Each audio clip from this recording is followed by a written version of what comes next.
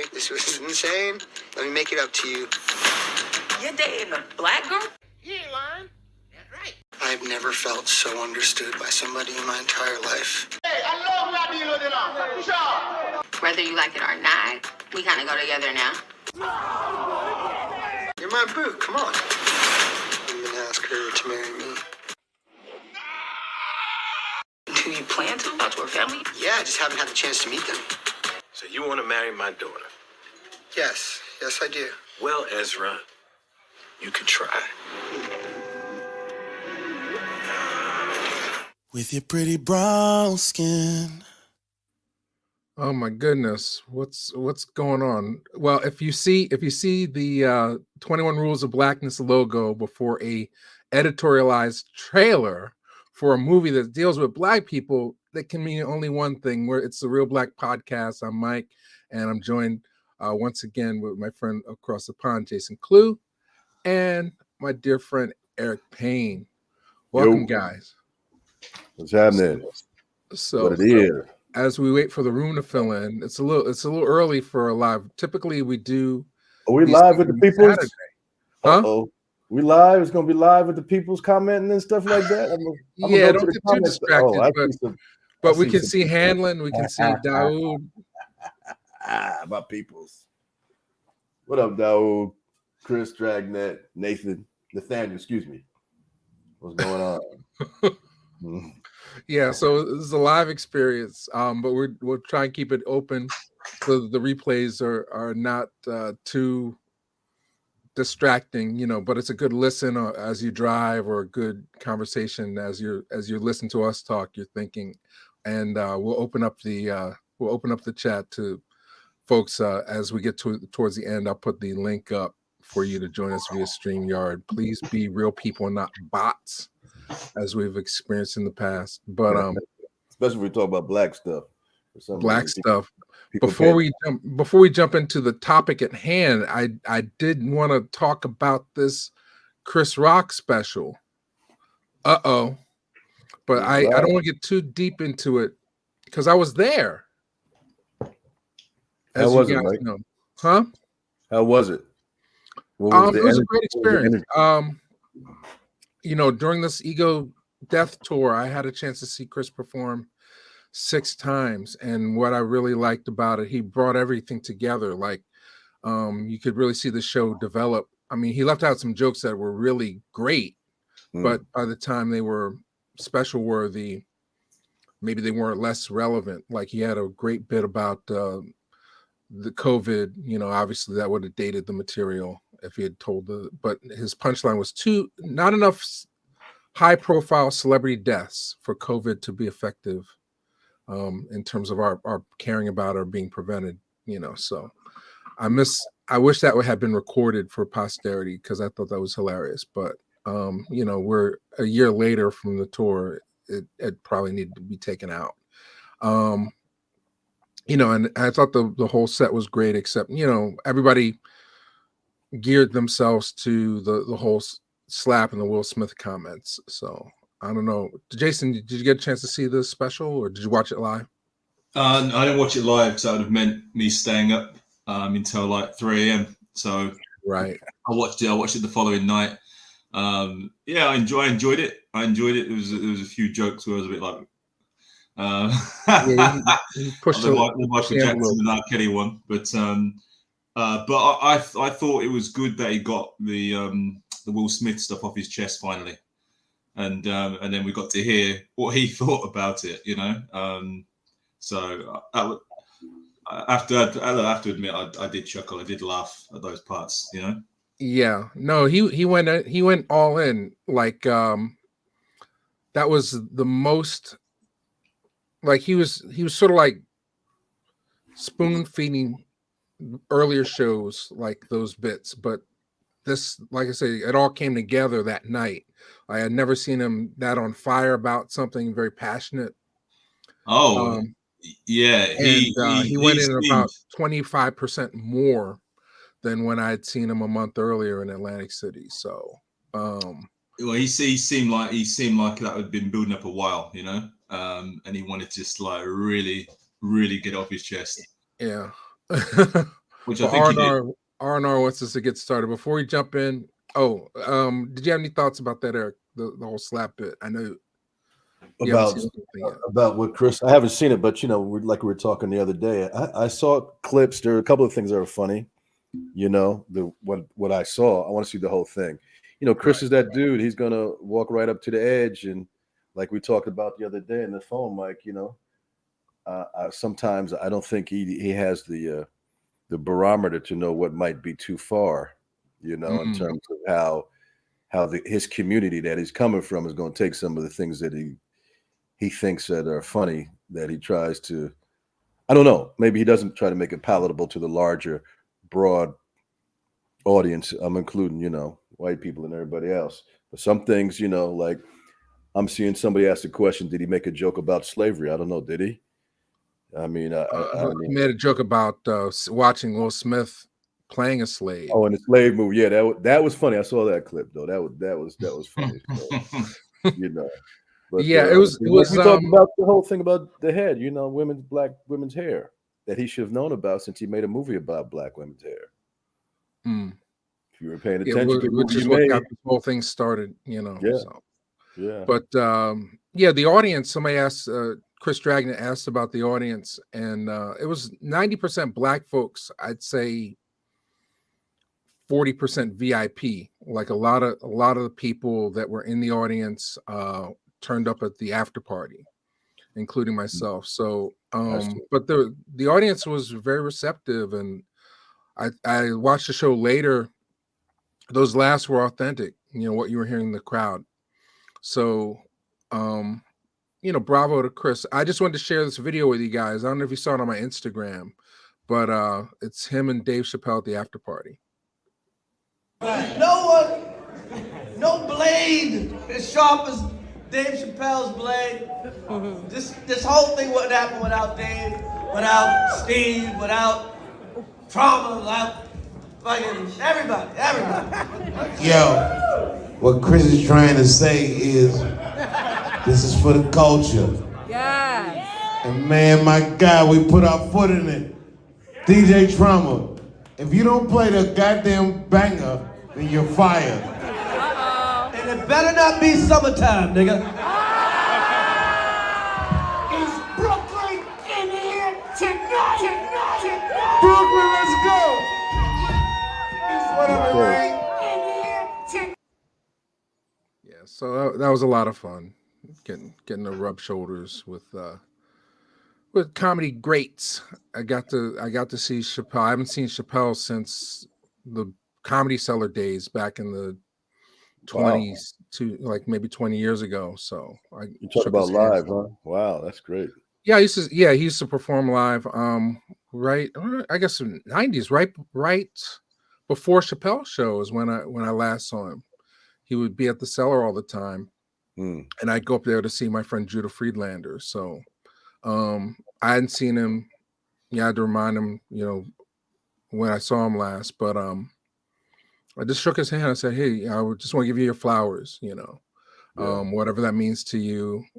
I just want to give you your flowers. And he was very gracious. So that was cool. But yeah, so now let's jump into the topic at hand. Now we got the room full. What up, V44? I see you. Oh yeah, great to see you. Give shout outs a little bit. Yeah, I'll pop these up from time to time because it's a conversation, Yeah. There we go. You can see me a little bit better. Huh? Oh wow, you look like you're in a doctor's office now. I know, right? I have to do surgery. Light, I got to, It's like Dr. Payne. You try to be seen, so you guys see me. That's cool. That's the beauty of doing a live, is that we actually get that live interaction and get their comments in real time. Okay, yeah. If you see anything, you let me know and I'll pop it up. But let me see. I'm clearing out some of these things. And no, we're not going to do the Eiffel Tower tonight, Voyeur. I don't have the Eiffel Tower video queued up. So how should we proceed? We're jumping into this movie. You want to explain what the movie is, Jason, and then well, you played the trailer, didn't you? Those who tuned in, seen the trailer, it's about a mixed couple, black woman, white man.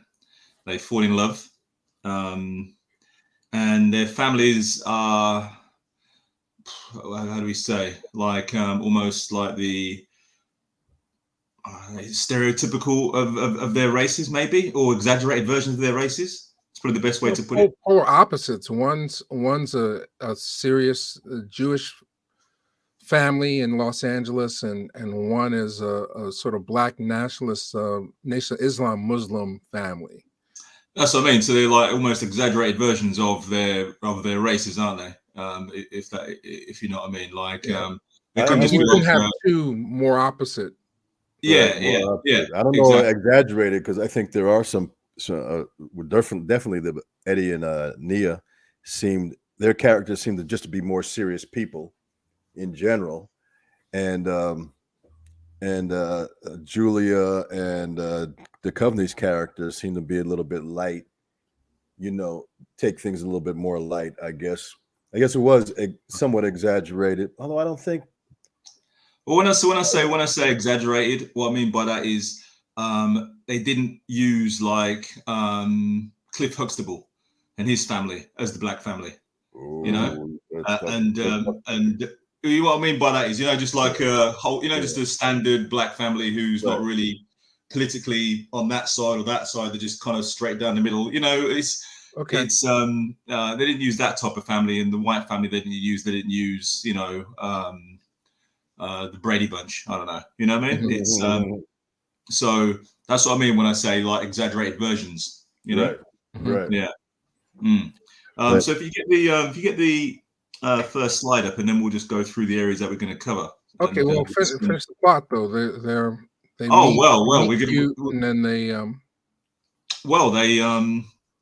they fall in love, and the families don't seem to care for it too much, and but love conquers in the end. Okay, and but we'll go through the film as we'll go through the film as we get. If you saw Guess Who's Coming to Dinner, you saw this movie 55 years ago. Yeah, and you're old, and you're old as me. You didn't see it first time around, Eric. Don't lie. Guess Who's Coming to Dinner? Yeah, no, I saw the repeats. I was gonna say. I was alive. I was alive when it came out, though.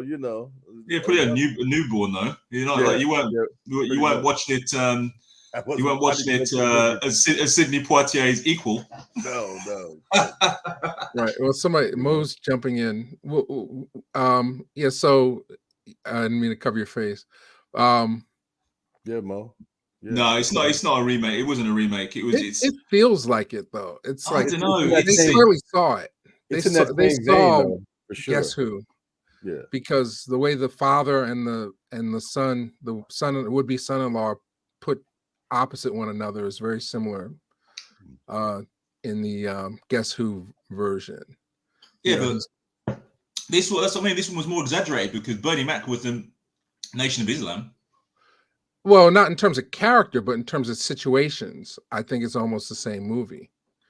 On a certain level. It's just they just try to give a different twist. They center in they center the story around Josh's character, and Josh. I'm sorry, I'm screwing up the games.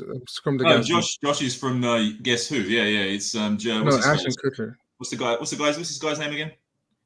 What's his name again? The white boy. I just zapped out my head. I'm having a Jonah Hill. Jonah Hill. That's it. Jonah Hill. Jonah. I'm sorry, Jonah. my bad. They center the story around Jonah's character in this one. As sort of the, I don't know what to think. I love this girl, but I don't know what to think. Whereas all the previous movies center. Well, Sidney Poitier, it's centered around Sidney Poitier. But if you look at something new, or if you look at Guess Who, the movies that were done in the 2000s, the early 2000s, were the same theme. They center around the female character. So, but yeah, and in they center around the Bernie Mac center. They center around Bernie Mac and Ashton Right. Kutcher's And relationship, and then guess who they sent around Sanaa Lathan. So this flips it a little bit in the sense that the movie's not over until you know what? my guy gets his thing. You know what? In all of those movies, to me, they seem like they dealt with the subject matter awkwardly, and it's supposed to be awkward. I understand, but just in the presentation of it, it seemed awkward and a little bit in all of those movies, and including this, as much as I watched it. And it's interesting that Guess Who's Coming to Dinner, to me, even though the subject, what it was and for the time, but it doesn't seem to be quite as awkwardly dealt with, even though it's a little bit kind of wishful and a little bit fantasy at certain points. Obviously, Guess Who's Coming to Dinner. But it to me, these other movies that we're talking about and exploring black-white interracial relationships, to me, it just didn't seem maybe not quite as organic. Maybe Guess Who was is that the one, or Something New might have been the most kind of seeming organic, how they came together and how the story developed. But right. I mean, no, I would agree. I did see that.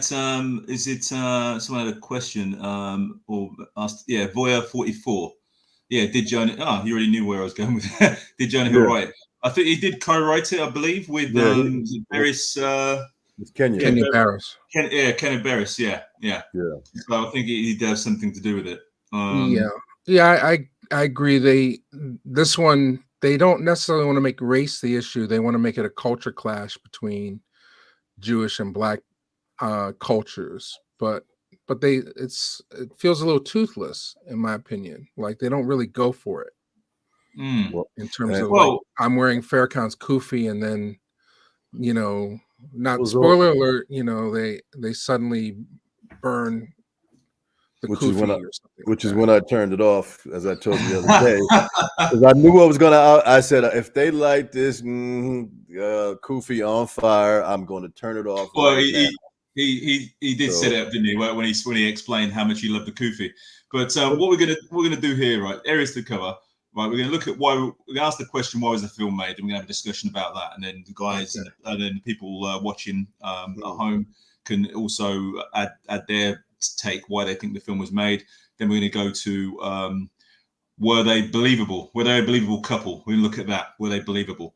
Then we're going to look at how realistic the families were. Okay, and then we're going to ask the question to the audience: does it really matter in 2023? Okay, so we'll just ask that question and see what they think. Okay. So first question is then for you guys, for Mike and Eric: why was the film made? Why do you think this film was made?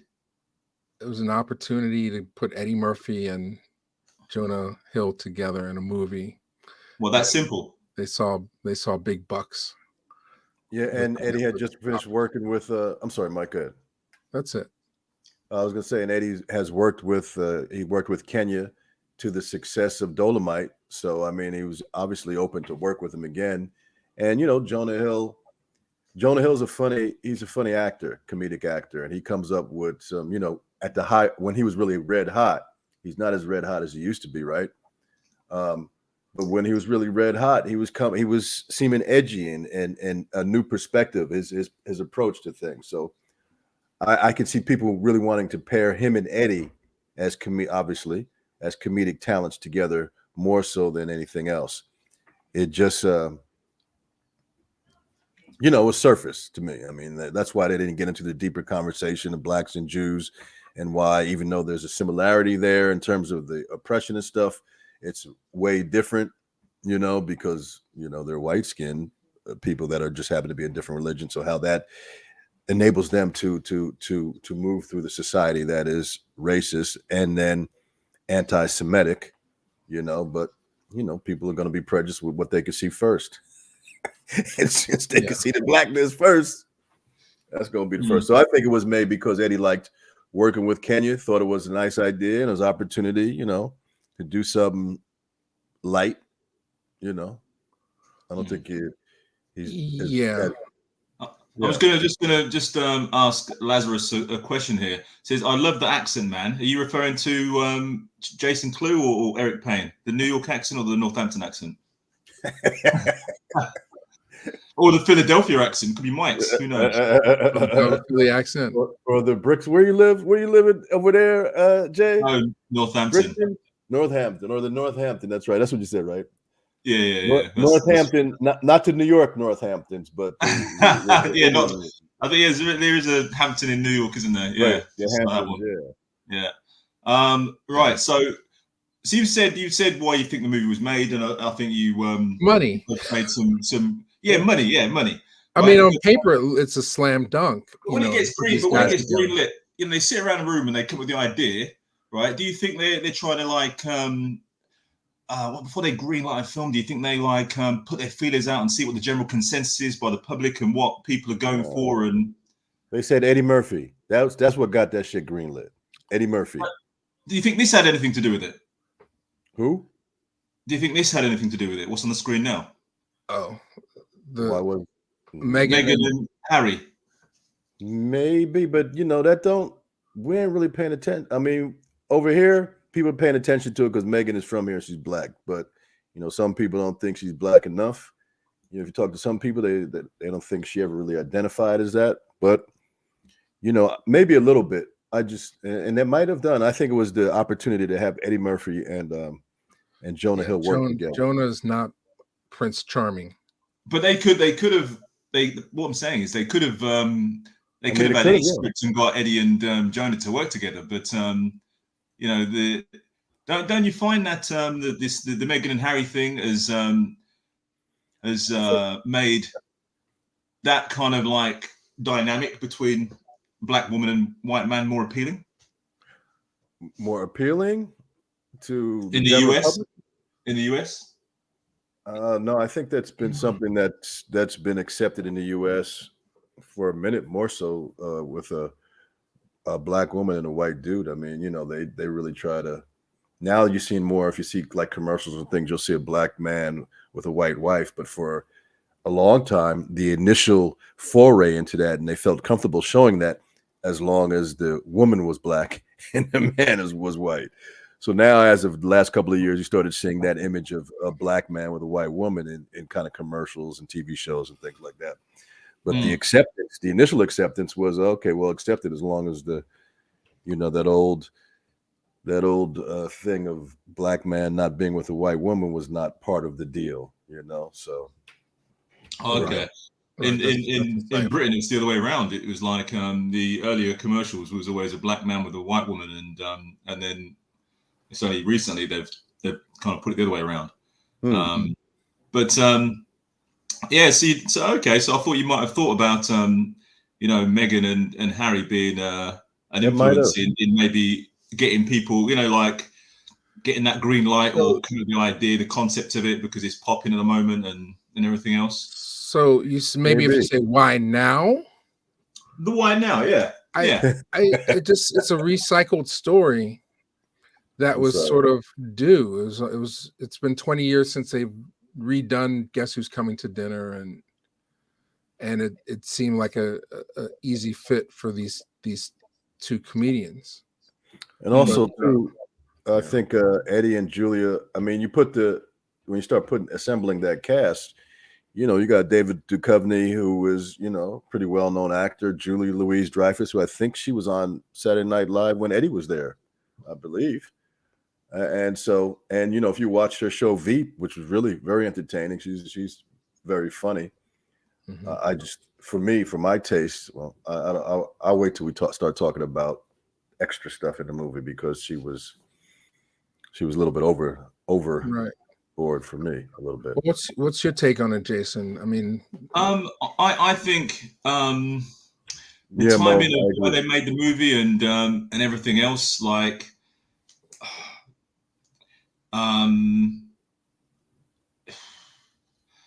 it seemed that it was it's keeping in line with a theme and a narrative that that's being pushed. That's kind of how it felt to me. So to me, it almost seemed like let's keep pushing that image out there. That's what it seemed to me, because we're getting bombarded with this image, and I know a few people in the chat saying Megan don't really identify as black, and yeah, I agree. I think she's black when it suits her. You know, I'm not Megan. falling for that. Yeah, Megan. Yeah, absolutely. I mean, what I saw, what she was doing with Africa and some of the stuff of using that platform, she seemed to, you know, because I remember seeing her as an actress and all that, right, in Suits, and obviously she was never seeming like either she was cast as biracial, which is what she is, but yeah, she never seemed to really identify with being black. You know, it seemed like, you know, actors, you know, maybe they don't want to be identified like that as much, or maybe, you know, when they're casting people, they want a black girl. They want a black girl that people don't really have to wonder, i.e., the power structure, which is mostly white, right? Because we know when people are mixed, for the most part, we can tell when there's some blackness in someone, right? But I think a lot of white people, I think they can't necessarily tell as easily. And so I definitely know black actresses who might have been light-skinned who didn't get the part because they didn't look black enough. You know? Yeah, I get that, but then but then when they go home, they're usually behaving and living amongst their people. Right. Whereas I don't think for her it was like acting. I'm just acting like a racially ambiguous person. I also live like a racially ambiguous person too. You know what I mean? Yeah. I mean, you got to ask biracial people. I mean, I've had a conversation like that with some biracial people who, you know, maybe sometimes if they look like they can pass, you know, they take the easier road. Yeah, you know? that's definitely true. Yeah, if they can pass, you know, and some don't. Some are real vehement, like, no, I'm black, then black, bliggity black. You know, don't let the light skin fool you. You know, so I read a statement by Paula Patton, who said that she doesn't identify as she's biracial, but she just says she's black. She said, I hate when biracial people try to say that. And I was really impressed because she seemed like one of those types who wouldn't really go the other way. Yeah. So, she definitely could go the other way. But like I say, it depends on there's so many variables, isn't there? What's that? Idris Elba is saying he's not black. I don't know about that. Yeah, that was a recent. Yeah, definitely not. He's not saying that. That was a recent quote that he and then he said he was not black. Somebody checked him and said, I think it's I forget what actor. It's been a minute. Some other actor checked him and said, well, no, you have to consider yourself. I think it was the guy from Star Wars checked him and said, no, you have to look through that prism. John Boyega? John Boyega, I believe. If you Google John Boyega and Idris Elba, that whole controversy should come up. What he said? What Idris Elba said? He's not black. I'll Google it in a second. Lazarus Project had a question there. I don't know if that's the full question. How can we? Well, we're gonna address that at the end. Let's make it right. Oh yeah, we're gonna come to that. We always get to the solution at the end. So if you just stick around, we'll try and keep this one within an hour's time. We'll get to that. So the next part that comes up, if you want to bring the next slide up, because we're going to get to this. Yeah, were they a believable couple? Hell no. So you can go first, Mike. That's all I got. Just the hell no. Well, I don't know. Well, was Lauren London a believable actress to me? She was just kind of cruising through it. A lot of people were just cruising through the movie. Like Eddie was cruising through the movie, like in his low-key coffee bean self, you know. And I feel like Lauren London, she was just being herself, you know. She wasn't necessarily trying to play Juliet to anybody, you know. No, she just seemed that she was playing herself, didn't she? And I think that's what made it even less believable, because she was playing herself. If that makes sense. I mean, I don't know her, but she didn't.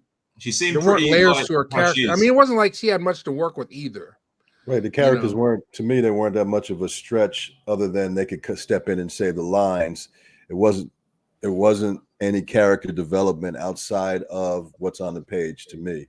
And it seemed to be just like a natural performance. I mean, she was believable to me, saying the lines and acting. To me, the chemistry, I'm right there with you, R&R. A lot of people noticed that the chemistry she looked like she didn't want to kiss him. You know, well, you're supposed to be in love with somebody, you know. Well, we get to that, and if you just bring the next slide up, Mike, yeah, she looked like she didn't want to kiss him.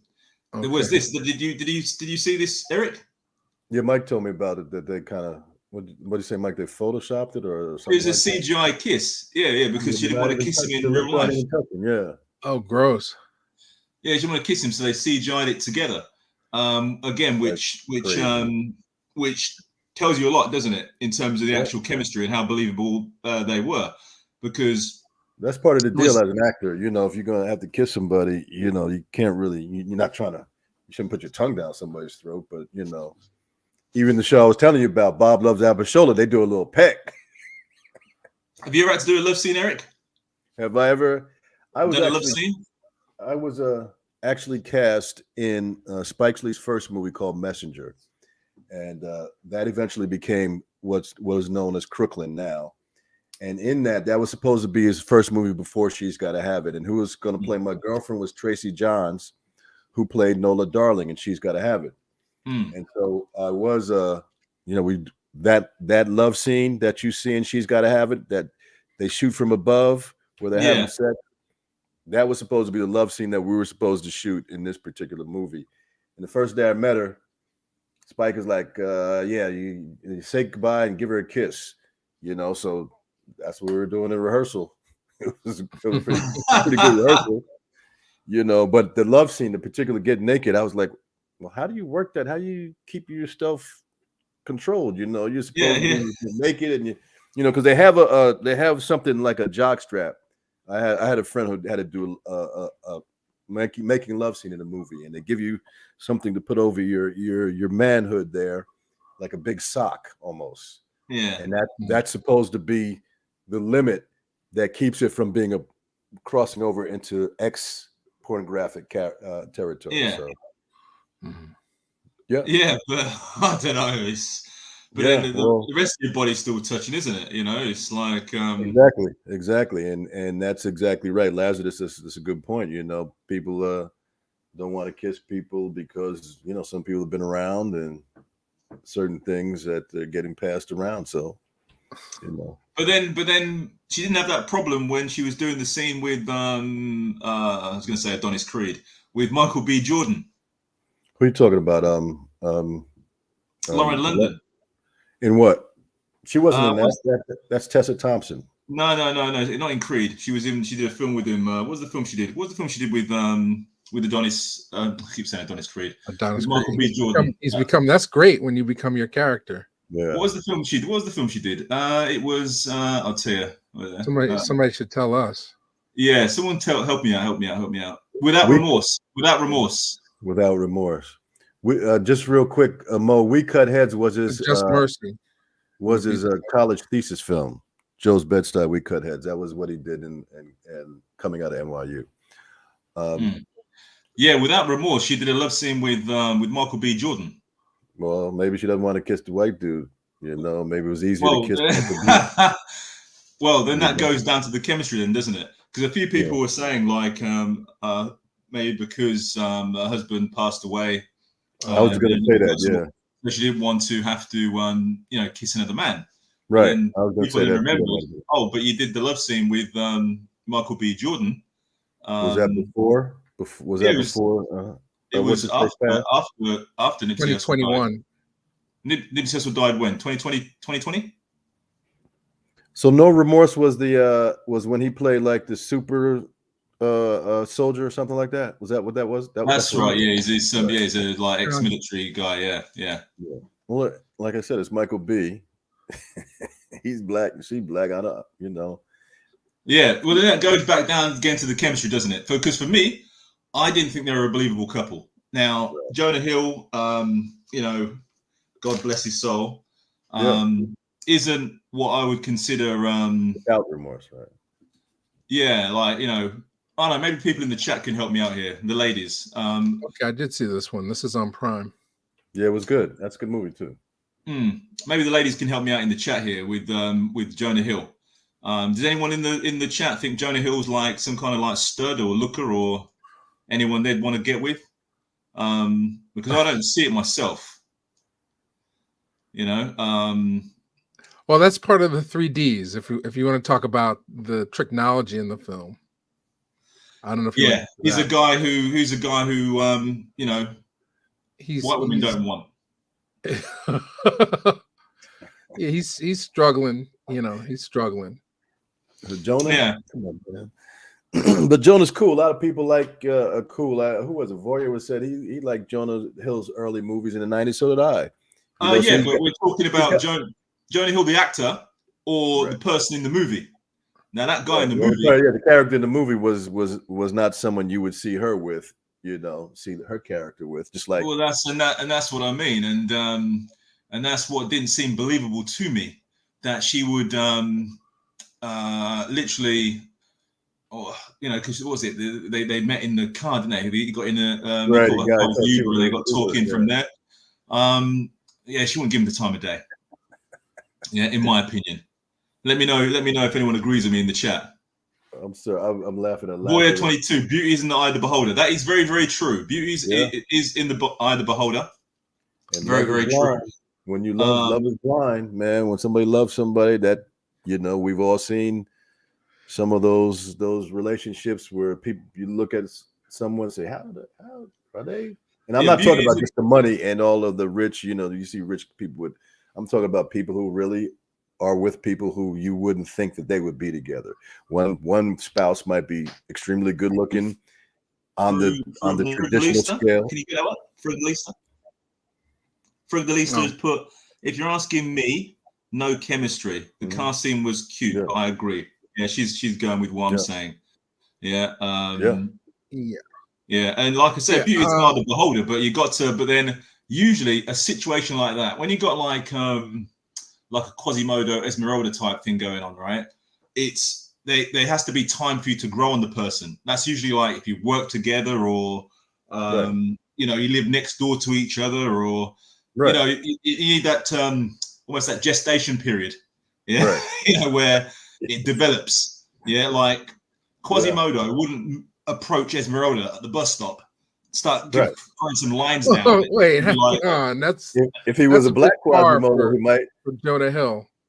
No, I'm not referring to Jonah Hill as Quasimodo. I'm just using the example. Okay. All right. Okay. All right. And he wouldn't go up to Esmeralda at the bus stop and start throwing some lines down, and she's going to be like, "Oh, you know what? You seem like a nice guy." Yeah. It has to be over time.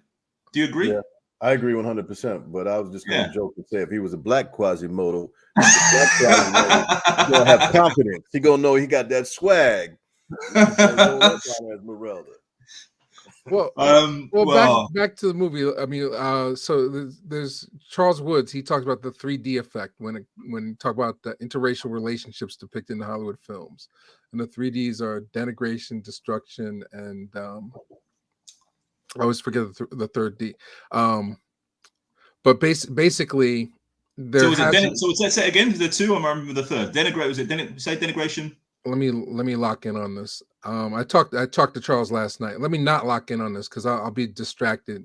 Denigration, destruction, and I'll come with the third one in a second one. But the third one in a second. But basically, he's saying that there has to be some level of either with the denigration that the characters are not on par with one another to begin with. That the white character has to have some sort of flaw in order to be attracted to the black character.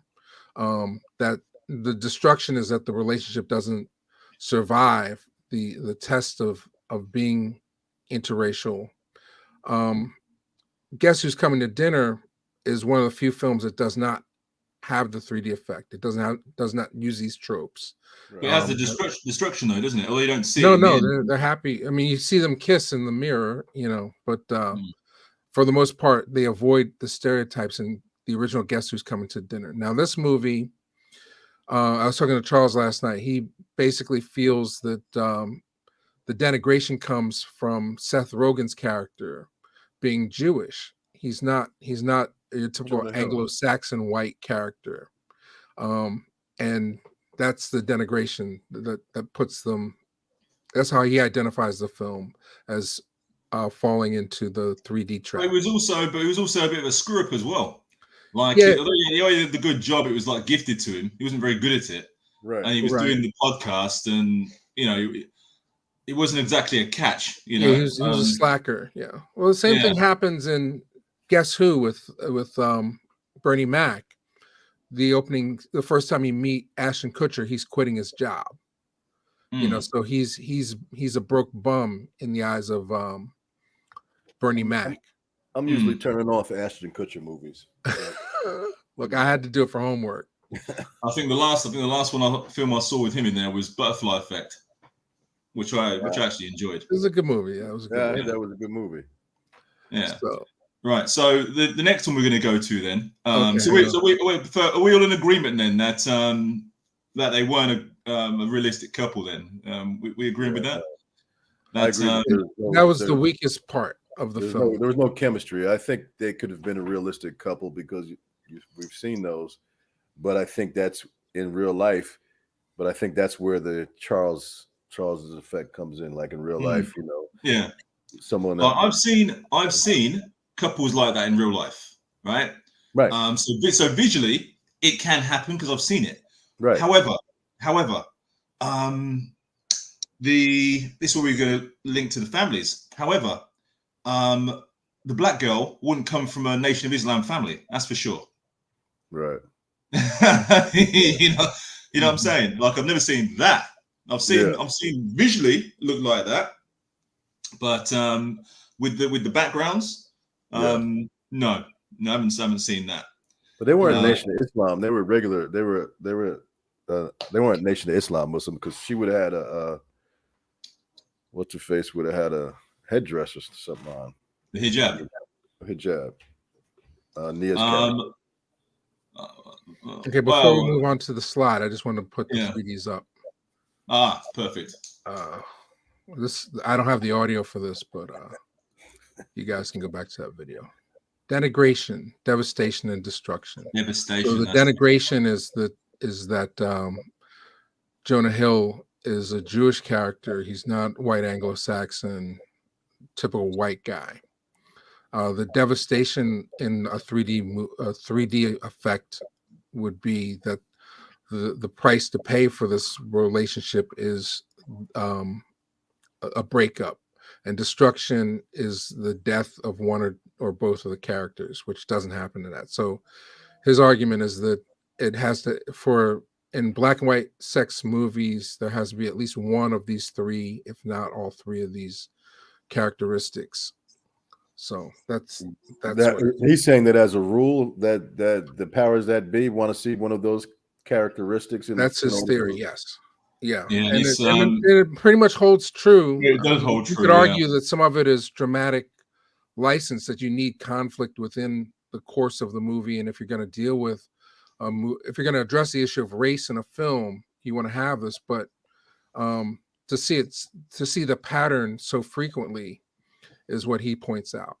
Okay. Well, because it's basically Romeo and Juliet, right? I mean that scenario is Romeo and Juliet blown out. I mean, I'm not obviously Romeo and Juliet is two families that don't like each other, but that's But the thing with that rule though, Eric, you even see it when they're not even the main characters. If they were just like background characters, they still seem to have it.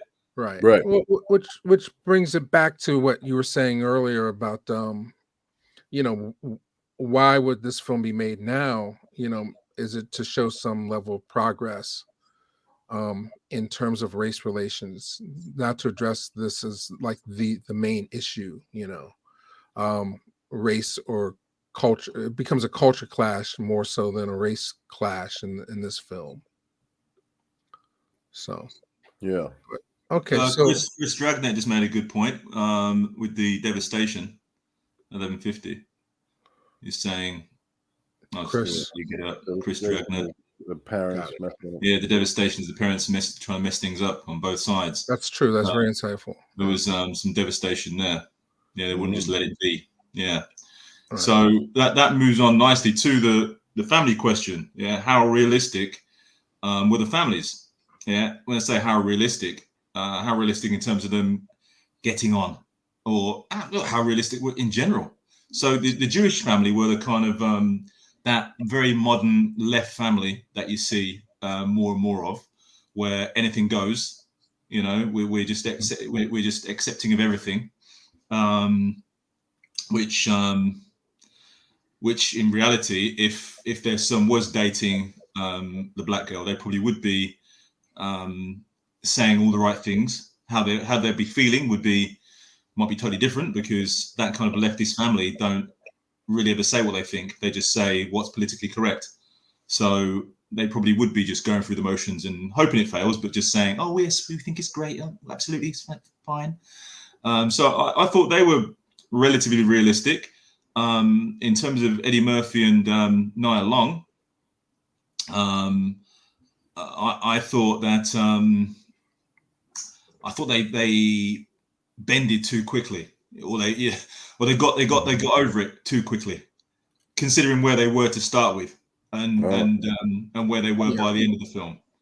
I didn't make it to that part. Very, very fast. What's that, Eric? I didn't make it that far. Yeah. Well, the part you see is when he's struggling, yeah, and then 20 minutes later, yeah, which in terms of the movie was what, 6 months, maybe 3 months, 4 months.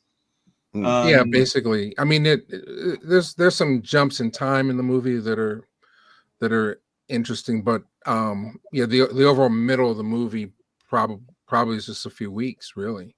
You know, they get to, you know, from the time Eric turns it off to, yeah, there's some destruction there that leads into the thing. It's some bullshit, man.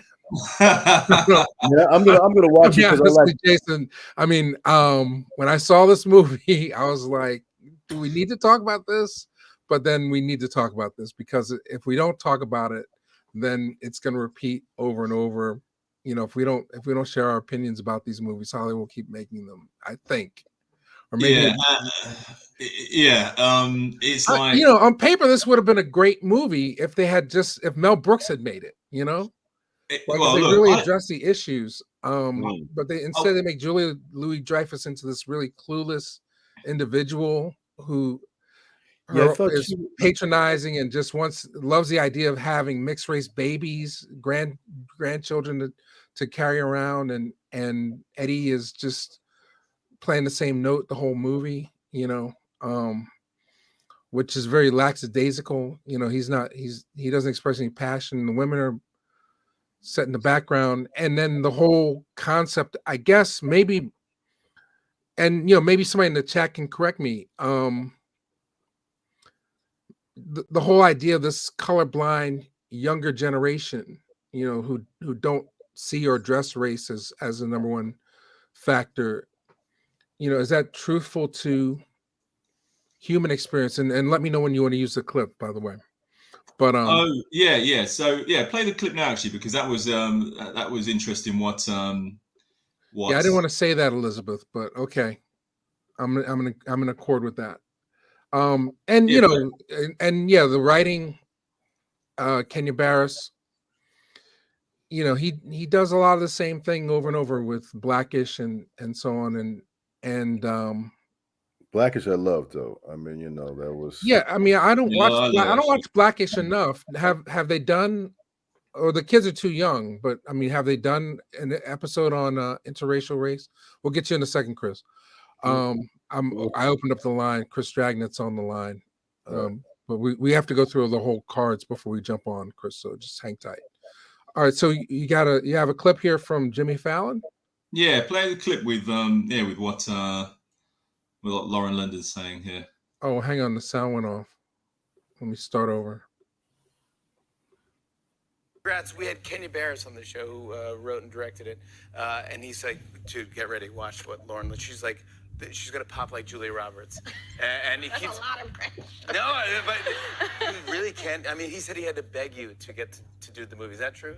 He didn't have to beg me, but I wasn't sure if this was aligned with where I was going work-wise. And I just wanted to make sure that, yes, the story it was a brilliant script and it was extremely funny, but that the story there was more to be told than just the comedy, and I wanted to make sure that the soul was in there. Yeah. And so those were my concerns. And you got the comedy handled. I mean, you got Eddie Murphy. Yeah, it's funny, but we gotta have some, like there were some questions I had as far as Jonah's character and my character and why they would naturally connect. And it had to be more than that they're written in a script and it's funny, but that they were really friends first. Yeah. So it's interesting what she says there about how he was begging her to be in the film. She just told on herself. Yeah. Well, in terms of what? In terms of him asking her to be in a movie? Yeah. Why he was so desperate to get her. Well, she's a name, and she obviously she fit what he wanted. I mean, what I got from that was that it was interesting that she was making that point, and it didn't come across in the work. You know, sometimes if a script is not getting you there, you have to find a way to get yourself there. That's why we don't see the chemistry, because what she just said, that had to be more than just these two people coming together. She's saying the same thing we're saying. There has to be some chemistry, right? Basically. And the fact that it wasn't on the page for her and she wanted to see it on the page, then it's your responsibility as the actor. Yeah, man. You got to see that. Yeah, Mo. If you ever anybody get a chance to see The Dutchman with Al Freeman Jr. and Shirley Knight, it's killer. But and Al Freeman is genius. Al Freeman played Elijah Muhammad in Malcolm X with me. Brilliant performance. He should have got nominated for an Oscar, by the way. But it's incumbent upon the actor to make it real for you, to make that chemistry work in some way, shape, or form. And that probably required her committing, i.e. maybe kiss him, show that you know that there's that attraction there, that she didn't want to, obviously she didn't want to go to that place. And for whatever reason, maybe like she said, if after Nip's passed and maybe she wanted to honor him or whatever, but there should have been other ways as an actor. And if you have the right director to bring that out of the actor to really make it realistic, because that's one of the main complaints that everybody has, not just us on this chat, but anybody, I guess, that would watch it. Most of the people I talked to, that there wasn't the chemistry for them to have gotten together and fall in love, really wasn't there. Yeah, I know a lot of Nipsey Hussle fans are disappointed by her choosing the role even. There's a lot of pressure on not just this is the point into the next Julia Roberts, but just in terms of what Nipsey represented, and then to see her depicted in an interracial relationship was painful. This is the point. This is the point why I'm asking the question. You see, I'm thinking, why did they want her so badly to the point where they're like begging her almost to be in the film? There's a short list of people. What I think you could have played it. What's the lady who? What's that woman? The actress who's she's got a white husband already, and she's in she's does comedy and stuff. She's in the Sonic movies, Sonic the Hedgehog films. What's her name again? She did that film with well, there are other people. We don't know where Lauren London's name was on the list of names that he needed to get to play opposite Jonah Hill. Well, it must have been high to the point where he's keeps going back and asking her. But she was probably up there on the list. She represents LA. It takes place in LA. Yeah, I'm not trying to denigrate her in any way. I'm just saying we don't know how many people, like if she's at the top of his list or if he was desperate to get somebody. We don't know. I have no way of knowing the answer to that. I'm just saying I think she was on a list. I think she was probably one of the top choices, because who else? Let's think. What other actresses that are out there that fit that category that probably looked, I don't know why, that probably looked like she looks, that Haddish? No. Too old too, right? Chris, she probably would play the mom. Too old. Isn't Tiffany Haddish like the same age as I think Lauren was still had the heat after Atlanta, the movie. and other things that she did, right? I mean, without remorse. I think that once she linked up with Nipsey and they had a kid, I think that kind of slowed her ascent. But I think that, people were really checking for her after Atlanta, right? Yeah, let's go back a little bit, but yeah. Yeah. I mean, that's what introduced me. Well, yeah. Either way, I think she wanted a biracial actress. Is she biracial then? Is she? Didn't know. I don't know. No, I can't answer that question without losing track of the chat. But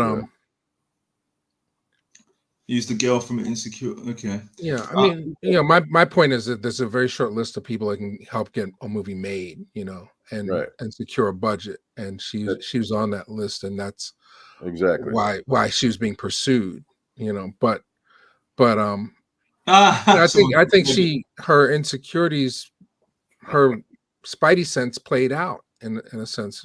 She listening to that interview. I don't know. I'd have to see the whole interview, but I don't know how excited she was about the finished product based on the energy that she's putting forth. Soundbite, like maybe they didn't hit a home run. Did someone just say Meghan Markle would have done a better job? Good. Megan Good. Who's Megan Good? Oh, don't start with Voyeur. Voyeur is Megan Good's biggest fan. She would have been interesting. But I mean, you have to have somebody that fits that age range for Jonah. Right. So Jonah's kind of up there. What, he must be 40, right? Yeah, but I think they were both playing like people in their mid-20s, weren't they? I think they were supposed to be that age, weren't they? They were acting 20s. Like it in terms of they were supposed to be mid to late 20s. Yeah. Okay, so anyway, let's move on. So families. So Eric, do you agree then that the families were? Don't know. Do you think that dynamic would work as well as it did in the film, where they just like kind of became, it was a love fest by the end of the film with the two families?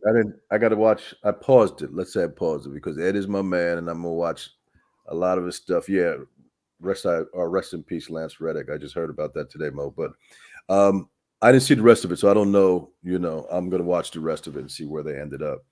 But I thought Julia, to me, that traditional stereotypical Jewish mother character that she was playing, it seemed a little over the top. It seemed a little extra neurotic to me for whatever reason.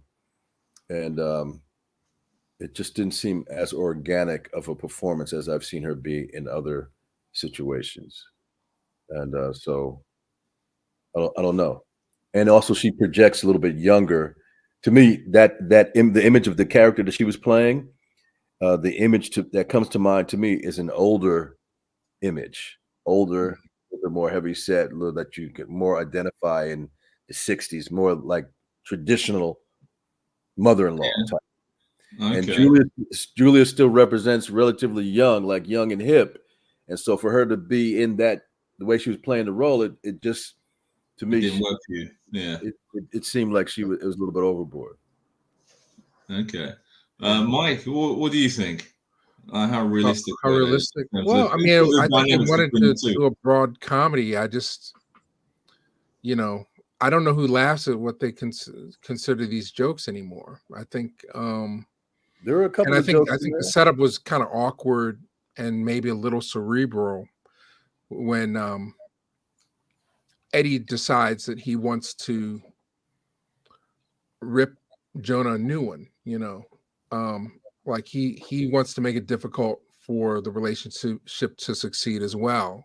But then some of the scenarios that they put them in, like going to the barbershop and all that other stuff, very, very inside LA humor, for a movie that's meant to be seen on a broad international scale, But a lot of stuff is inside of LA. A lot of films, there's inside LA.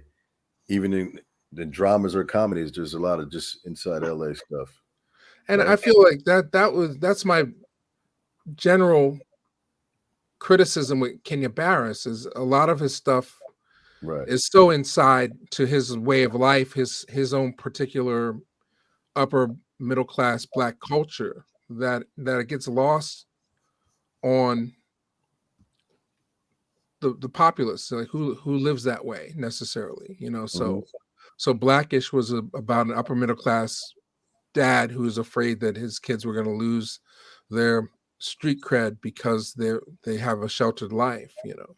But also too, his wife was biracial. His wife in the film. So I mean, in Blackish, Tracy's character, Tracy Ross. Yeah.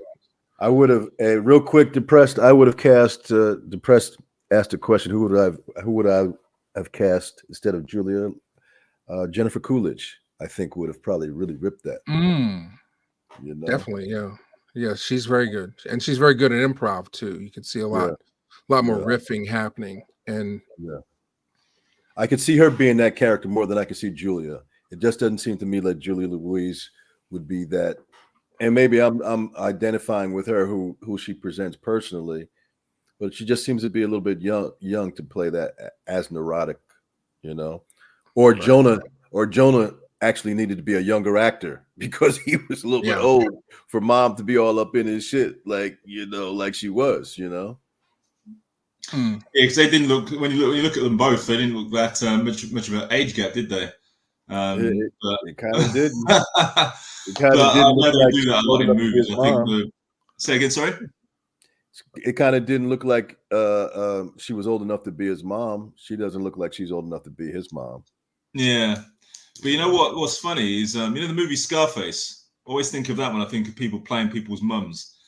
Scarface, the woman who played Al Pacino's mum, was she the same age as him, or like a few years older, or something like that? She was older. That actress, Miriam Cologne, is it? No, look it up. She's only she wasn't old enough to be his mum. But she was able to project that, you know. Yeah. When you watch the movie, she looks like his mum. Yeah. Right. But she was only like, is it 5 or maybe? She was his age group anyway.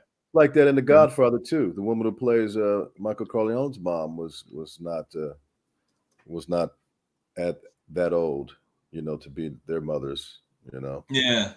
Oh, and there's a few. Jennifer Coolidge is 61 years old. Julia Louis-Dreyfus is 62 years old. She just had a birthday. But in January. They represent. They're the same age, basically. And Jonah Hill is 39 years old. So it's possible that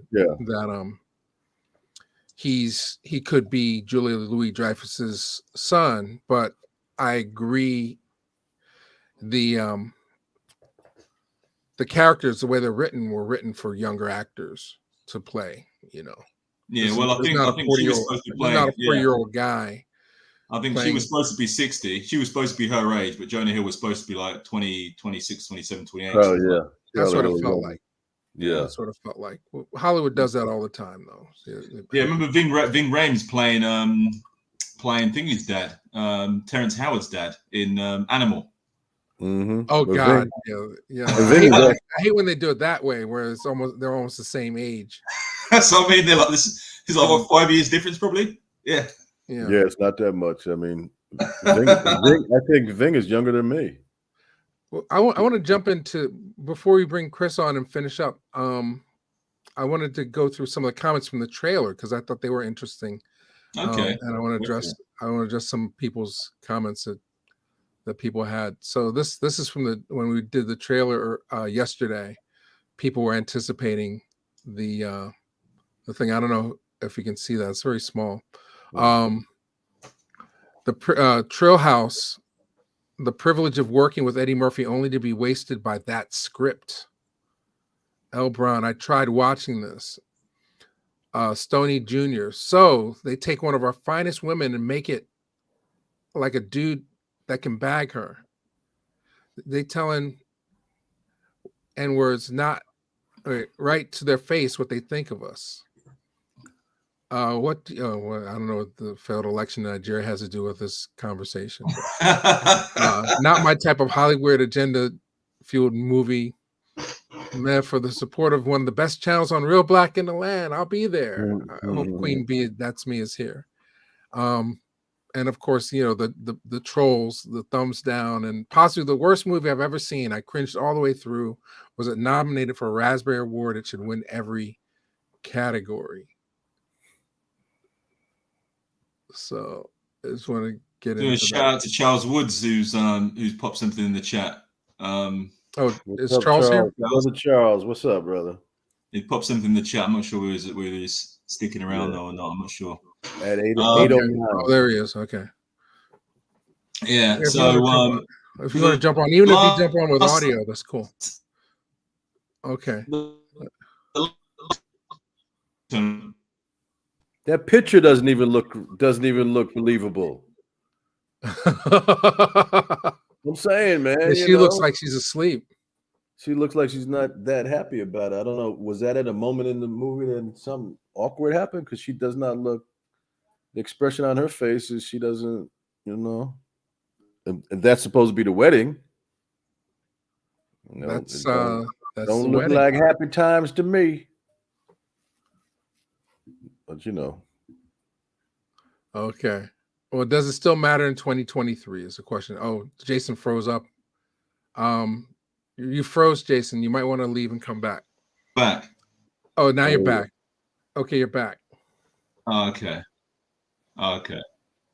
Yeah. We can hear you now. I didn't hear what Eric was saying. He was going. I can hear you guys. It's like Eric was going in super slow. He said the picture doesn't even. The picture doesn't even look like they have chemistry in this still right here, in this slide. Look at the expression on her face. I don't think they had chemistry all the way through the film. Yeah. They didn't even look like in the film. It didn't even look like they even liked each other.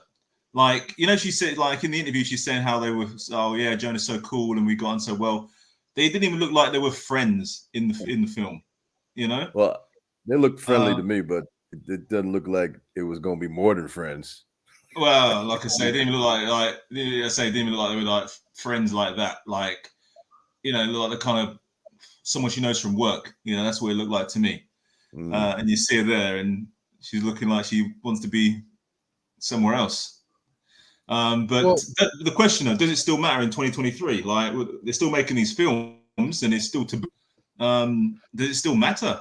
That's the question. Does it still matter? I think it could. I think they had a nice spin for it, in terms of like the culture clash, but they just didn't play the polemics. They would bring up names and ideas, but they would never pursue them. Like, so, even when he's being awkward around, and they use it, I think, in one of the trailers when Jonah's being awkward around Eddie, and he's saying, we'll have kids. They'll be like the GOAT. And he's like, well, who do you mean the GOAT? It's like Malcolm X. He was biracial. And the first thing it's like, no, he wasn't. Yeah. And then the second thing was, all right, if you're going to bring that up, let's really bring it up, in my opinion. Just don't use that as a passing thing. Like a throwaway comment. Yeah. Like it doesn't get below. And this is a collaboration between Jonah Hill's, who's written a lot of scripts, and Kenya Barris, who's written a lot of scripts. They just didn't seem like they wanted to go where the movie needed to be relevant in 2023. They just wanted sort of a Netflix time passer. I think that I thought they were going to go there when I saw the trailer. I was like, oh wow, they're really going to go there. But then they just teetered around the edge, didn't they? And then by the end of the film, it was just like every other film that you've seen. What's that? No, here is a reason for the storyline. It's not just there's a reason for the storyline, the dilution solution. It's not just a black movie; it's a black white interest theme.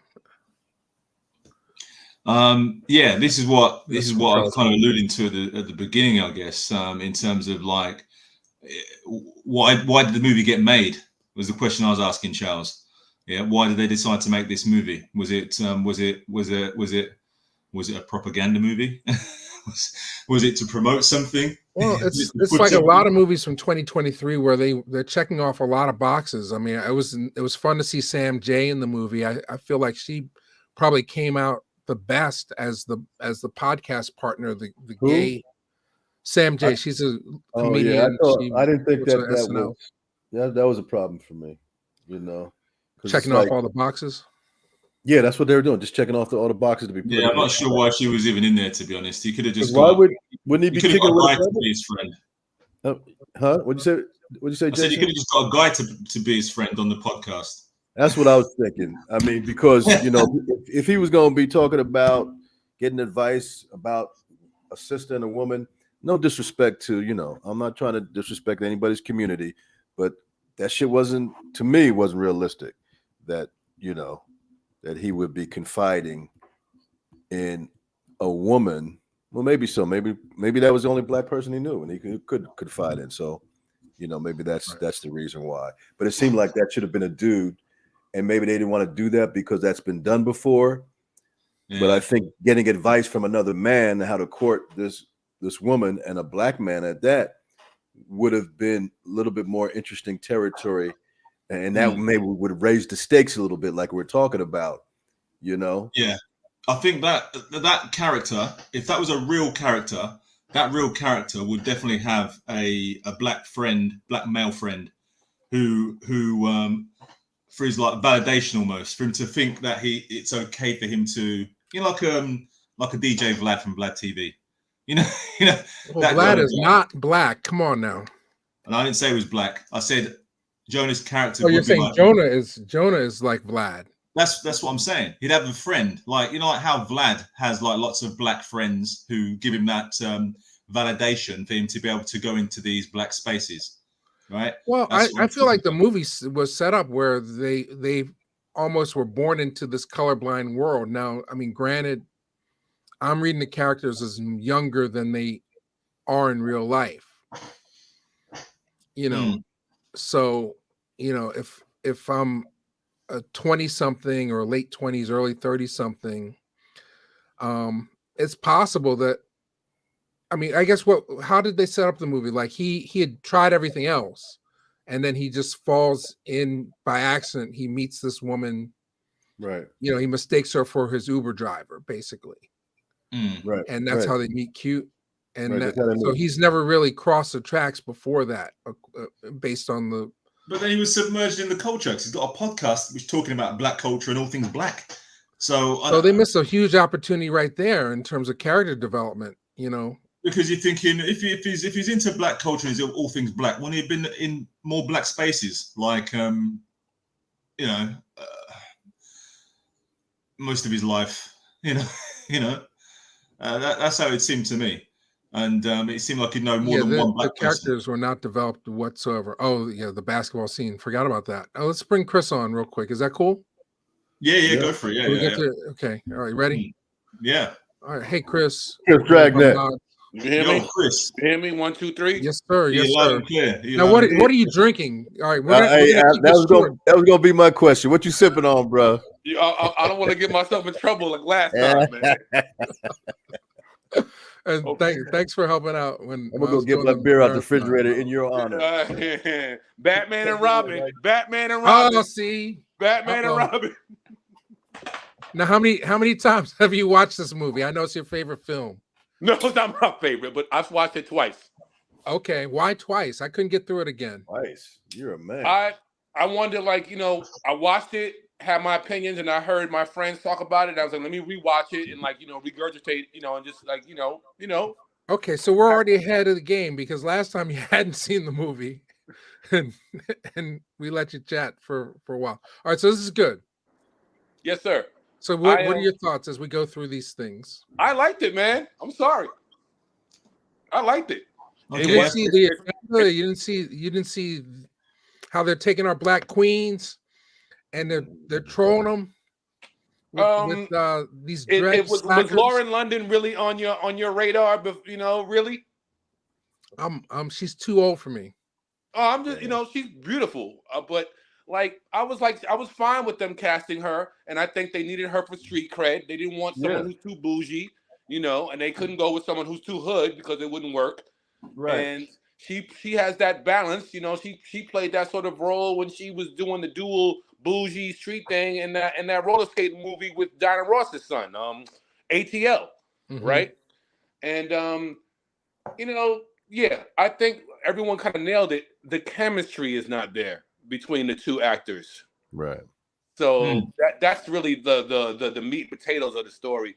You know, the jokes and the Julia Louis-Dreyfus, Eddie just came in, did his thing, and we raced all that stuff. I still enjoyed it though. It's goofy. It's kind of it's very much in the SNL sort of vibe. You know, sort of skits. You know, not with a real cohesive, you know, arc. And you know, it is what it is. Well, did you buy the colorblind thing? Like, oh, you know, like all women are created equal, and it's not going to be a problem for my parents. And Well, I mean, they you know, did his address that, parents were right? more accepting than hers initially. But they both had a colorblind attitude. Both, you know, the black family was like, hell no, and the white family was like, hey, and that's real, right? What's real? The black family being like, I don't know about that. You can try to marry my daughter, and the white family's like acceptance, and still being like jubba jubba jubba jubba jubba jubba jubba. And they still had that. They still presented the conflict, you know. Well, talk about the basketball scene since you pointed that out. That was the father going, let me see what you got. Took him to the hood spot, the haircut, the barbershop, and they, you know, clowned him. And then he wanted to clown him on the basketball court, and he showed that he had a jump shot like a white boy, which is the trope, you know. And he succeeded, and that gave him some sort of a pass with his father. Right. Yeah. Oh, let me. Charles is on the line. Let me just say, Charles, you can call in without using your video. If you just want to use your voice, we can. Charles, get in here. Coming. But yeah, so hopefully Charles will call him before we wind this down. The StreamYard link is right there in the chat. So if you want to jump on with us, like Chris has, all you have to do is copy and paste that into your browser, and it'll take you into our studio. So I had to do it through my phone and not through my laptop. It was like acting funny. Okay, we got Lazarus is coming on soon. Yeah. Okay, it looks like a real person. Lazarus has been in the chatting for. We have some. Okay, yeah, just wave so I know that you're not a recording. Not you, Chris. Lazarus. What are you drinking?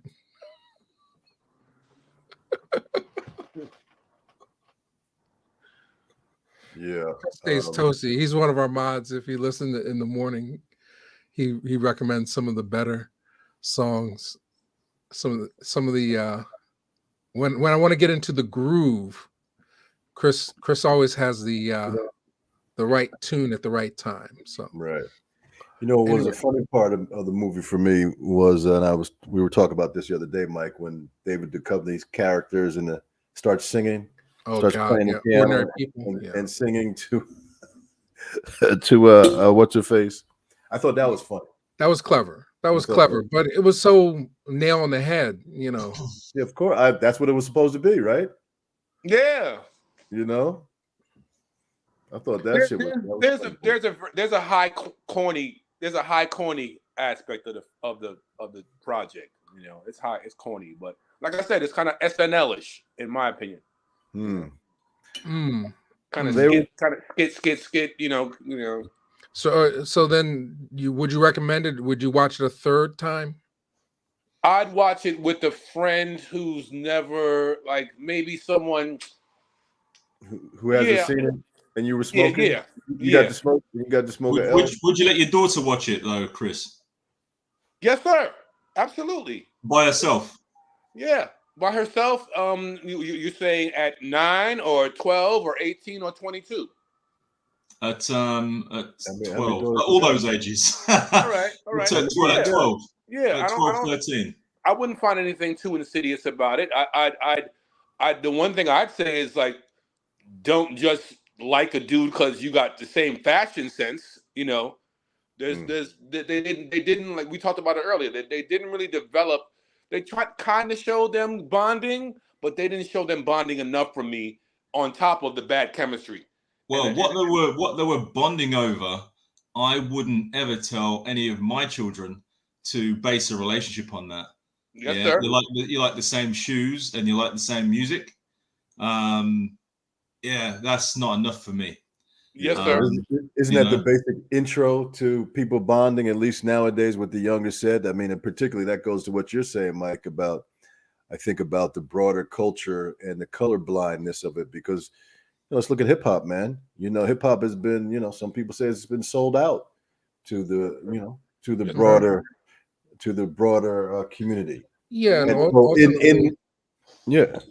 Elizabeth brings up a good question. I'm going to take you away, Chris. Thanks for chiming in. Thanks, Chris. See you soon. We got Lazarus coming up next. How would you make this movie better? I think that brings up a good point. I mean, the culture has been so commodified at this point that I think they made exactly the movie they wanted to make. Right, exactly. I think this was a Netflix time passer. Exactly. It touched on some topics, but it didn't go anywhere deep with it. So Very therefore, it missed its mark for me as somebody who wanted to be entertained and somewhat provoked. I got Blazing Saddles behind me on this side. There you go, bro. That's one of my touchstone movies. Like I said, if Mel Brooks had touched this topic, it would have been a whole nother level of you people. Yeah, I think they could have made the movie better if they didn't make it so damn predictable. I think that was the thing about the movie, because there was nothing that was happening in that film up to the point of, like I say, them getting married, which would ever let you believe the relationship was going to work. Everything was going against them.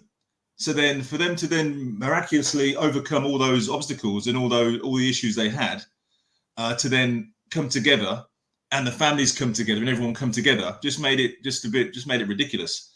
It should have just kept it real all the way through and kept it consistent, and it would have made for a good film. Yeah, it wouldn't have had a happy ending, but at least it would have had you could have had a happy ending. You could have had them marry the people who they should be marrying. Right. And that would have probably been more realistic. But to me, they didn't seem to have any kind of chemistry. Yeah, there wasn't any real conflict in there, in that even like once they connect, their choices get limited in terms of like antagonist, protagonist. To me, what I like to see, and what you see before movies where people fall in love and all that thing, there's that moment, the spark. You see it when they fall in love, right? Mm-hmm. Really good films that do that. You see when they have the gestation period, like you talked about earlier, Jason. But you also see the moment where they click, and they fall for each other, and it's whether a look or how they look at each other or something. And that's what I'm talking about. The work sometimes falls on the actor to create that moment. If I'm not attracted to this person physically, and that's the work. The basic work we're doing now is not eliciting that I have to find something about that gets me to that point where I'm in love with this person. I want to marry them through all of these obstacles. I haven't even seen the rest of the movie, but I know the way it's built up and where we're talking about they're going to have to go through all these obstacles first before they get to that point. So therefore, that means the love between them, the bond between them has to be exactly that, strong enough to make them want to go through these obstacles. And you need to see that moment. To me, the best movies do it. You see the moment, Can I ask you a question, Eric? As an actor, if you're playing a role with a woman who you actually find physically attractive, does it make it a lot easier to have chemistry on screen?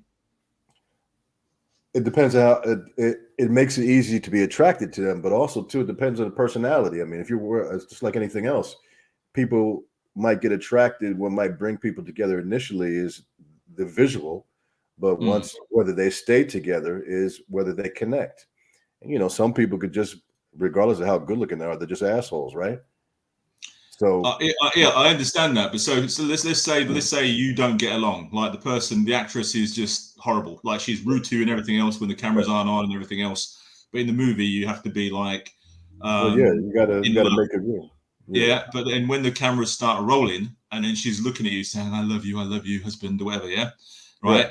Because of how she looks, can you switch and then think, you know what, this woman's gorgeous? Or is it the fact that you don't have that chemistry, regardless how she looks, it can't? I think that if you weren't able to as an actor to bring that chemistry out, then regardless of how she looked, it might be easier to okay, you kiss a beautiful woman, but after a minute, if she, listen. Sometimes I would say if I met a certain woman or some out of the club, being fine is no excuse for being rude. being good looking and being, how you come off outwardly is no excuse for you being an asshole or no excuse for you being an unpleasant person, because eventually anybody is going to get tired of that. That's why, there's certain beautiful Hollywood actresses that are alone and nobody can figure out why. I'm not going to call out any names, but there's some there's some black ones that everybody trying to figure out how come she always can't find a man, and the brothers keep, and I don't know what that reason is, but apparently all that beauty. Oh, Lazarus went away.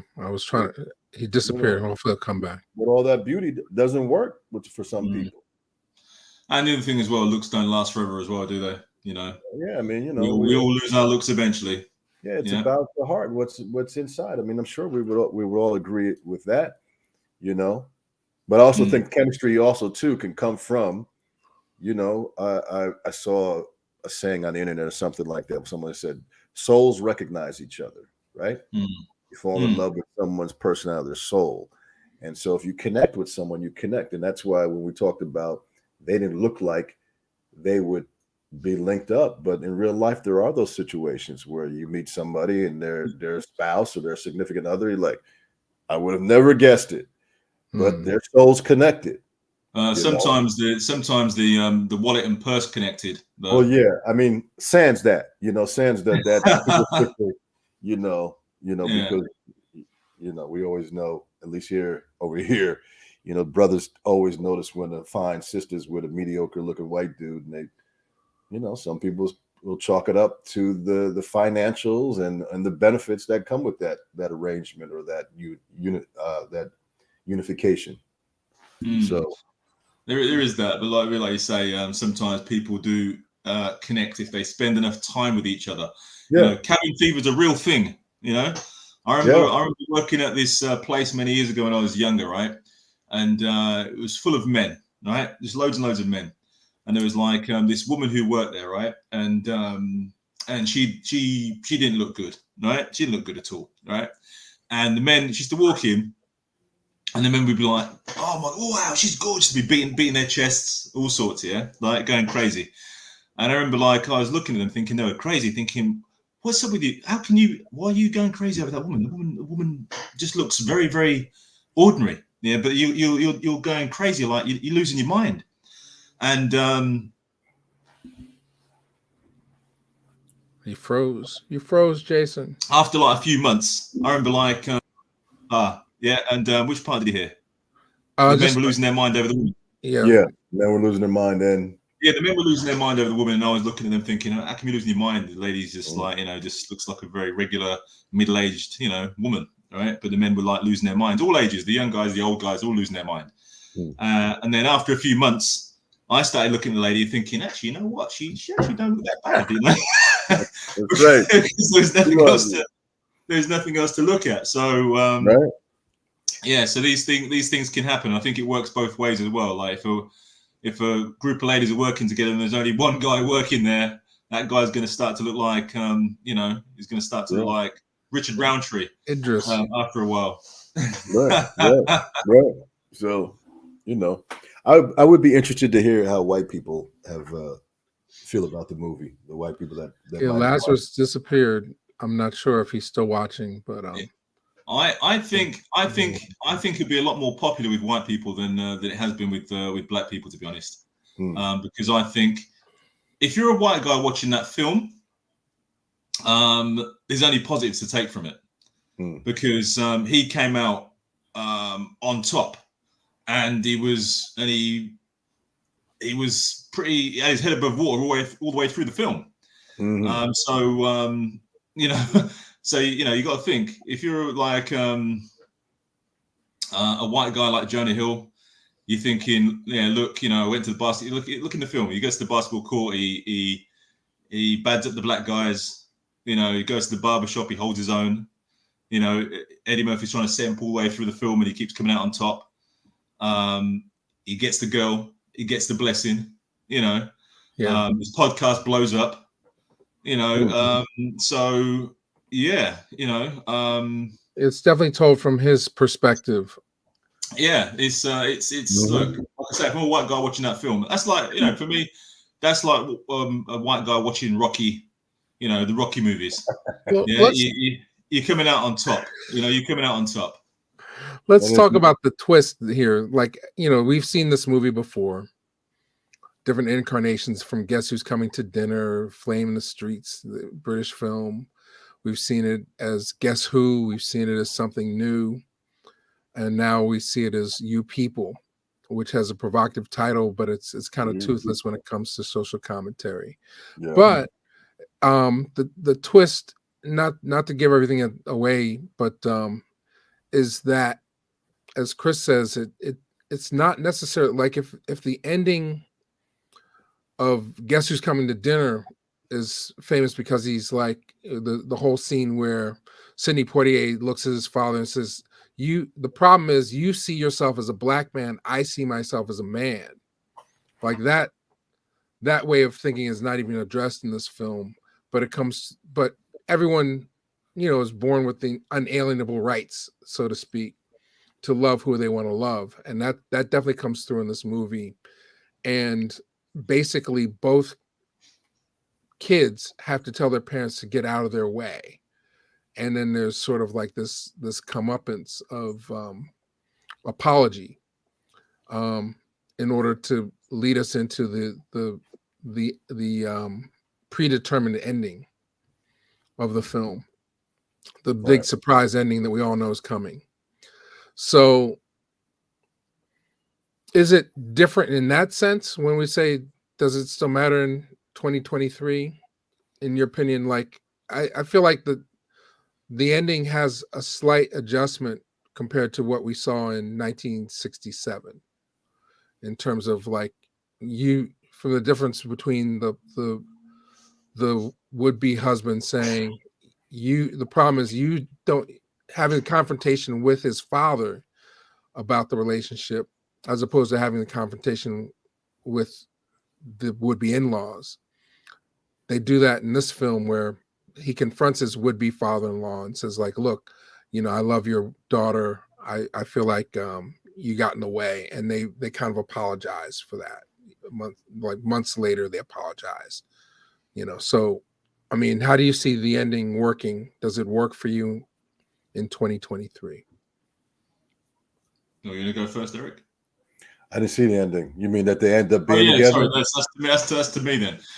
So, well, look, I think that that what generation we're in now with the young people who are like in their early 20s. Well, they Gen Z. What are they? Is it Gen Z? I can't remember the gens. Gen Z. Maybe someone can help me out. What's the person who's in their early 20s? Is it Gen Z? Well, anyway, that generation, I think there's a lot of people that generation who probably do believe that we're post-racial. Definitely more than ever in the last 400 years anyway. There's more people thinking post-racial. So I think there's people who genuinely believe that, whereas I don't think anyone I don't know. I don't know. Say anyone. I think there probably were a few people. When I was 23, who thought we might be post-racial, maybe, but the percentage is growing, and I think it's growing. I think probably now it's like, mate, you know, you speak to a 21-year-old black kid from definitely the UK, it's like over 50%, but in the US, it's probably like maybe 25-30% of black people around 21 might think they're post-racial. So in that sense, until they get pulled over. Yeah, until they get pulled over, until they get their what is it that Chappelle says, the N-word wake-up call? Oh, is that what it is? Oh yeah, somebody asked you about, you know, that's Paul Mooney's saying. Paul Mooney, that's who says that. Yeah, Paul Mooney says that. That's right, Paul Mooney. N-word wake-up call.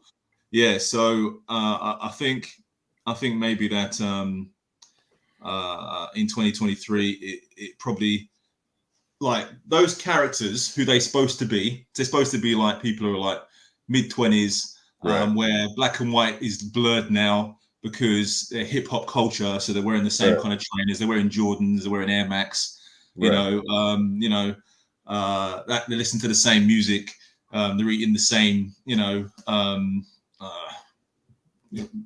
wings or whatever it is, right? So they're looking at each other and they're thinking, well, I've got more in common with you than I have with they've got more in common with each other than they've got with their parents. They're both their parents. It's like, oh, my parents are old fashioned and they're this, and your parents are, So I think that's what it's trying to say, and I think a lot of people may relate to it and think, yeah, you know what, it doesn't matter. But that's where the film starts to delve into more, science fiction. Yeah. As opposed to reality. Well, it's definitely pushing an agenda, and maybe, it is science fiction in the sense that maybe 20 years from now, the whole world will look like or have the attitudes of the characters in You People. But I don't know if that's true, because we still have the same issues happening time and time again. And one thing about this channel, you can literally go back in time and see we were having the same issues 20 years ago. So for them to make a movie about race, call it You People, and not address the inherent issues in this, and just sort of name drop Farrakhan, name drop different things, Malcolm X, name drop things, and not necessarily go into any kind of depth of detail, is disappointing to me. But it seems to be that's for the last, I'd say 5 or 6 years, this is what Hollywood has been trying to make Black movies into. If when Obama was in office, oh gosh, I wish Charles was here. We could really have a deep discussion about this. We're in a period where everything is about checking off all the boxes and making everybody included and having diversity. So it's almost like an also ran to make a movie about race or culture clash, because if you're going to get financed by a Hollywood studio to tell a story like this, you're going to have to make it diverse. Then that's why you see the Sam J character. That's why you see all these weirdo guys. Her daughter as well. Esparza was in there for a second as the remember the cocaine dealer. The daughter as well was part of that community as well. Remember, the Jewish woman's daughter. Oh yeah. Yes, they doubled up. Yeah. So, and that's an issue I have. I was going to say that actually. I was going to say that would have been a scene I would have put in the movie. Like they're driving and they get pulled over by the police. How does Jonah Hill act then? Is he still cool with everything? But the movie has no teeth. I think I don't want to speak for Dick Gregory or Paul Mooney, but I mean, Paul Mooney would not be surprised by this movie. He would say it's just another Hollywood. It's just fulfilling an agenda that Hollywood has to have a certain amount of product. Yeah, and it's also pacification. It's also pacification as well, isn't it? There's definitely like a pacification element with that film too. It's like, because like Eddie Murphy's character he seemed like he was angry for no reason. He's like still harping on about things that don't even exist anymore. He was an angry Black man. Yeah, but he's angry about things that don't even exist anymore. That was the kind of thing, But that's what an angry Black man is. Yeah, that's what an angry Black man is in America. Yeah, it's like, come on, man. How long ago was that? What are you going on about that for? That's not even look. We're in 2023. It seems because it's showing him in the restaurant. Remember, he was in the restaurant. He was complaining about how there's no Black people in the restaurant as much as there was before. Yeah, it's like, but then if you're watching that as someone who's not on his side, immediately you're thinking, what's he going on about? Isn't that progression? Isn't it good that it's mixed?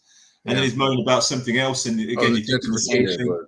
But that's the gentrification. You think, well, that's progress. Yeah, but that's the American old school angry Black man. That's that. Yeah, he's just angry and upset for no reason. Yeah, it's like, what are you moaning about now? It's not no reason. It's not no reason, but it's stuff that should try to find a way that people try to find a way. I think the historical significance behind it is that people try to find a way to get past it and say, we know that's the issue, but let's move on. Let's not get hung up continuing to complain about it. We know that that's there, so let's move on. And so the angry black man comes around because he's going to point out every single time some shit like that happens. Like, this used to be an all black spot. Now look at it. They're coming down here, taking over.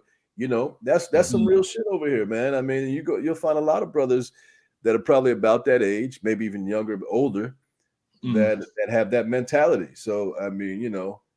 No, I'm saying he's 100% real, and he was 100% right in my opinion for the stuff he was the issues he was raising. It's just that the way they depicted him in the film, it's like you say, the angry black man, but it's the angry black man who's moaning about stuff that doesn't need to be moaned about anymore. But he's got to be that dude. He had to be that dude to create the conflict with her hooking up with him, right? Yeah. So therefore that's what I mean. So he was an endearing character to the wider audience, right? Do you know what I mean? Right. Whereas Duchovny's character was a little bit. It was just a bit of a what we say here, a bit of a wally, just a bit of a nitwit. Don't know what the American term for that would be. You know, like just a prat. I don't know. I can't think of the American word for goofy. Yeah, maybe goofy. Yeah, you know the white dad was a bit more goofy, wasn't he? He was like a bit harmless, just like he had endearing qualities. You couldn't dislike him, could you? Right? He was just easygoing, you know. Yeah, he was just you know what I mean? Whereas like the Eddie Murphy character, if you're watching that as a neutral, so if you haven't got a dog in the fight, you'd be thinking, oh man, Eddie Murphy's character is a bit of an asshole, you know. Yeah. Do you know what I mean? I mean, you know, depending on who's doing the viewing. This movie, it borrows a lot from Guess Who and Meet the Parents. You know, I think those are the more successful iterations of this type of story. You know, it's just you know, the De Niro character in Meet the Parents was really polar opposite and instilled a lot of fear into Ben Stiller's character. Whereas the way Eddie plays it, he's not. I guess he's got to play it in a way where they can resolve it because you know but you know he doesn't come off as a threatening. He might be angry, but he's not threatening to me. It seems like they could resolve their differences pretty quickly. And this whole they don't want him to be threatening now, Mike. Come on, you can't have him be threatening, bro. You know? Okay, trigger word. You know? People are going back and forth on Jason's comment here. Yeah, I don't know if he was angry as much as he was just. He was a black man. What was going on in the neighborhood? I mean, old black man. That's exactly my point. That was exactly my point. He was. They get you get. Jason Clue hitting the nail on the head. Do you throw that one up? Oh, you want the love one up. Yes, they can see it on the recording. Yeah, look at that. There you go, hitting the nail on the head. Oh wow. What do you throw that one up for? Just throw that. That's that. Keep that one up. There you go. No. There's a chat in the chat. Yes, y'all just okay. Anyway, enough of my fun. All right, so as we wind it down, I'll leave the number up one last time in case Lazarus is still watching. He wants to come back. But I don't think George Floyd has ever dated. I mean, it's just another, you know. Yeah, you know, you want. I'm sorry, I was responding to Nathaniel. Okay, yeah. Well, I think it's just a continuum. These things you can go all the way back and back and back to the Scottsboro Boys if you want to. You know, it's just what's in our collective memory. I mean, these type of injustices happen all the time. I mean, race is always going to be an issue or the issue in America. You know, until we get our reparations, folks. Yeah, that's true. Did I hear something about California giving out reparations, or is that like not accurate? I don't know. I was reading something about California giving out $200,000 reparations to black people. They might have floated the idea. Come over here, Jason, and take some. I'll claim you as a cousin. No, in California, not here. No, I'm saying come over now. I'll claim you as a cousin. Right. Yeah, I don't know whether I could. Yeah, whether I'd qualify, but San Diego. Well, we'll get there eventually. But all right. So what's left on the cards here? That was the last one. So well, no, you got one more. Oh yeah, what can we do? There you go. What can we do? We always love to end on that one, don't we? What can we do? Yeah. What is there to do? Boycott you people. No, man, come on. Ask for a refund from Netflix. That'd be. If you haven't seen it, I'll be honest. My time. I'll be honest. Look, I didn't dislike the movie. Really? Okay. Like I said, look, I didn't dislike the film, like to the point where, like Eric, where he refused to watch it. I didn't refuse. It just got a little. It was getting a little contrived for me. So yeah. I mean, it was light, So yeah, like I say, it was enough to keep me entertained. But for me, that film was more like like I say, it was like a propaganda movie. From what I was watching anyway, it seemed that it had a distinct agenda that it was trying to promote. But yeah, I wouldn't say I disliked it, but yeah, I definitely wasn't like in love with the film, that's for sure. But yeah, then I wouldn't be watching it again either, Right. But what can we do? It goes back to that same thing, doesn't it? Like producing and creating our own stuff, so we don't have to like sit through that kind of stuff. Well, criticize it. I mean, we did produce this. Kenya Barris and Eddie Murphy. When I say produce our own stuff, I mean like really produce our own stuff, not where we're producing, not being the manager of McDonald's, owning McDonald's. Well, yeah, they didn't come up through the independent world, so they're they're not playing the drum to their own beat, it's still playing the flute for someone else. I think it was a very Hollywood style movie, and it was surface. That's what they meant it to be.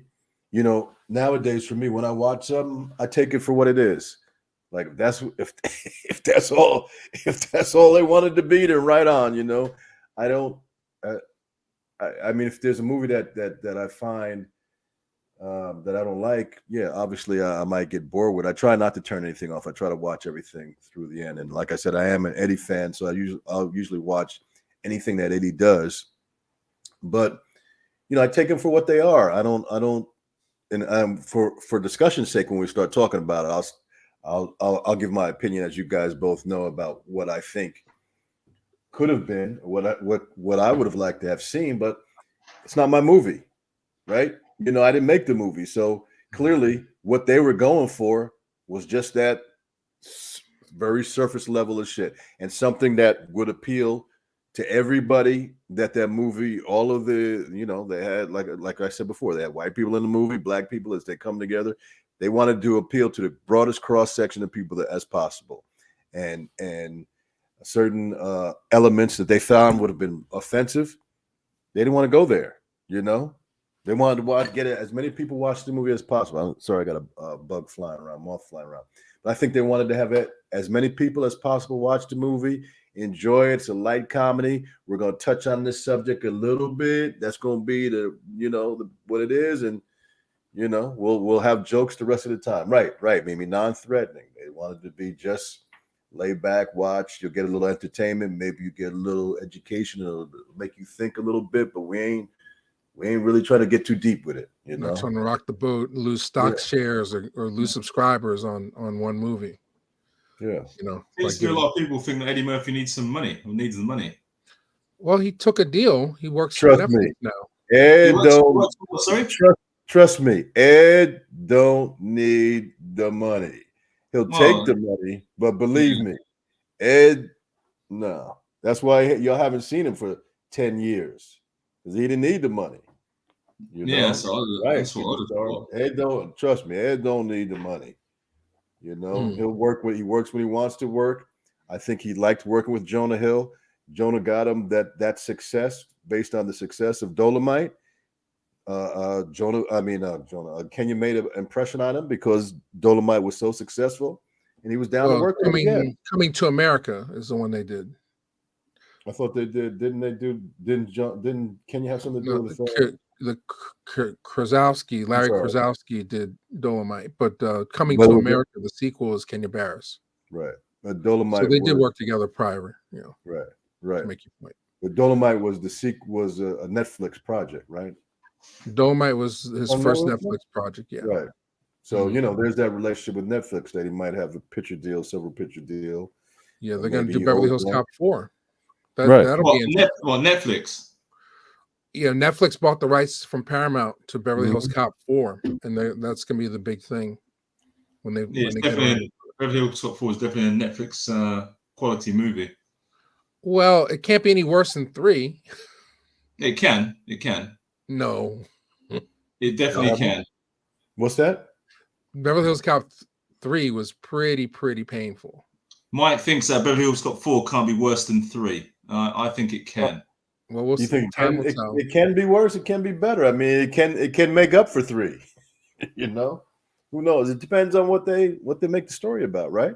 It can't be him going to Beverly. It can't be about him going to Beverly Hills again and solving some kind of murder case and linking up with Taggart and Judge Reinhold, or whatever. It can't be him doing that same thing again. Well, yeah, of course. I mean, it has to progress on. He's got to do some.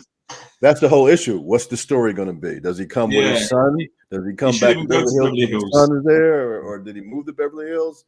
You should just go somewhere else. You shouldn't even go to Beverly Hills. Yeah. It's tough. Can black actors do movies that don't have race as a subject?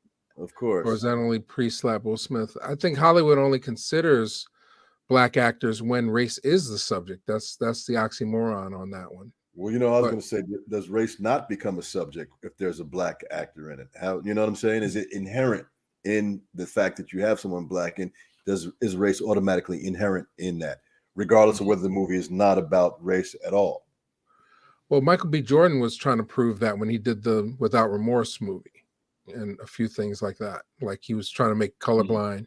But I think if you don't address, like, you know, like Everything Everywhere All at Once just won a slew of Oscars, you know. Right.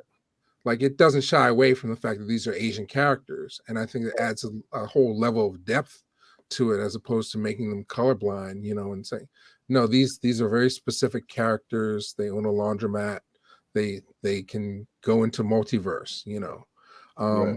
When you ignore those things, that's when you end up with shit like You People, you know, which is like, all right, we want to discuss race, but we don't want to be too racial, you know. So yeah, but there's some films that I've seen. There's some films that I've seen where the lead character is black, but you could have cast him any color, right? You know, yeah. Idris Elba's done a few films like that, right?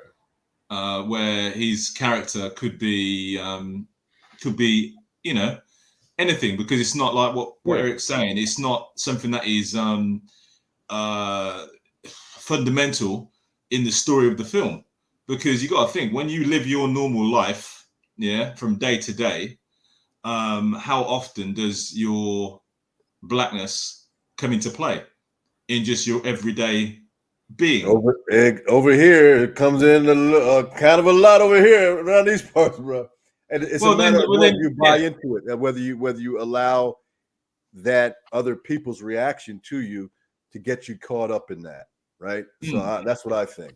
You know, I mean, if you choose to address it, if you choose to engage that energy, yeah.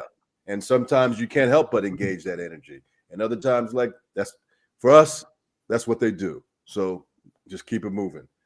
I mean, from my perspective, at least, anyway. I don't know if I agree with that, Brother Woods. I mean, black film. I mean, if you look at Boomerang, Reginald Hudlin directed that. It was a Hollywood movie, and on Harlem Nights, go back. He was told to get back. What, after he made Harlem Nights, he was told to get back? Well, the argument is that Harlem Nights didn't make as much money at the box office as some of his movies where he was the fish out of water character. Well, yeah. I mean, fish out of water character also exposed him to the broad audience. And he's just making, like, for example, Boomerang, right? Boomerang did very well, but that was a black storyline with black characters, right? Mm-hmm. So, I mean, so it wasn't made with the intent to appeal to people that weren't willing to see black people, just like you said, Jason, that happened to be black. But this is the story. They work at an office. This love, it's rom-com, the whole nine. The blackness wasn't, to me. And if you look at the movie, I don't think no, it wasn't. It wasn't like written into the story like that. They were just black people living their life. Exactly. And that's what I mean. Like, didn't you play a doctor in a TV show, Eric? Yeah. And was the fact you being black, was that a part of your role? No, there were no scenes in it where my being black was an issue, was a part of the storyline. That's what I mean. He's the doctor living your life. The surgeon, surgeon, and that's the point which was trying to get across to a company who raised the question. Like if you're playing if it's a role where it's race related, then yeah, absolutely. Right. It's the same reason why, like, when they talk about like making, for example, James Bond black, and you're thinking, well, yeah, that's what we said. Boomerang was not racial in theme. That's what we just said. Yeah. There happened to be black people in that particular story that happened to be, exactly rom-com. The race wasn't brought up. Yeah. Harlem Nights, it was race. Race was an issue in Harlem Nights because that's why. Yeah, because that was the whole point. Yeah. The whole film was race heavy. Yeah. It was like 1920s New York and everything else. Yeah. So that's a different thing. They played an each song after. Really? Wow, I didn't notice that. I didn't see that part either. But yeah. Okay. Yeah. Anyway, all right. So we're at the 2-hour mark. Any final thoughts? Or I want to thank everybody for checking in with us. We got great numbers for Friday night. It's still early, so not for me. I need a grosh, man. What time? I'm sorry, Mike. I'm drinking my grosh in front of you, huh? I need a grosh. I'm stuck with the green tea tonight. What time is it, Jason, for you? It's 1. It's not as late as it would be because the clocks went. I was told that the clocks went forward already in the US, right? Right. Yes, right. Last weekend. Yeah, they don't go forward here until the last Sunday in.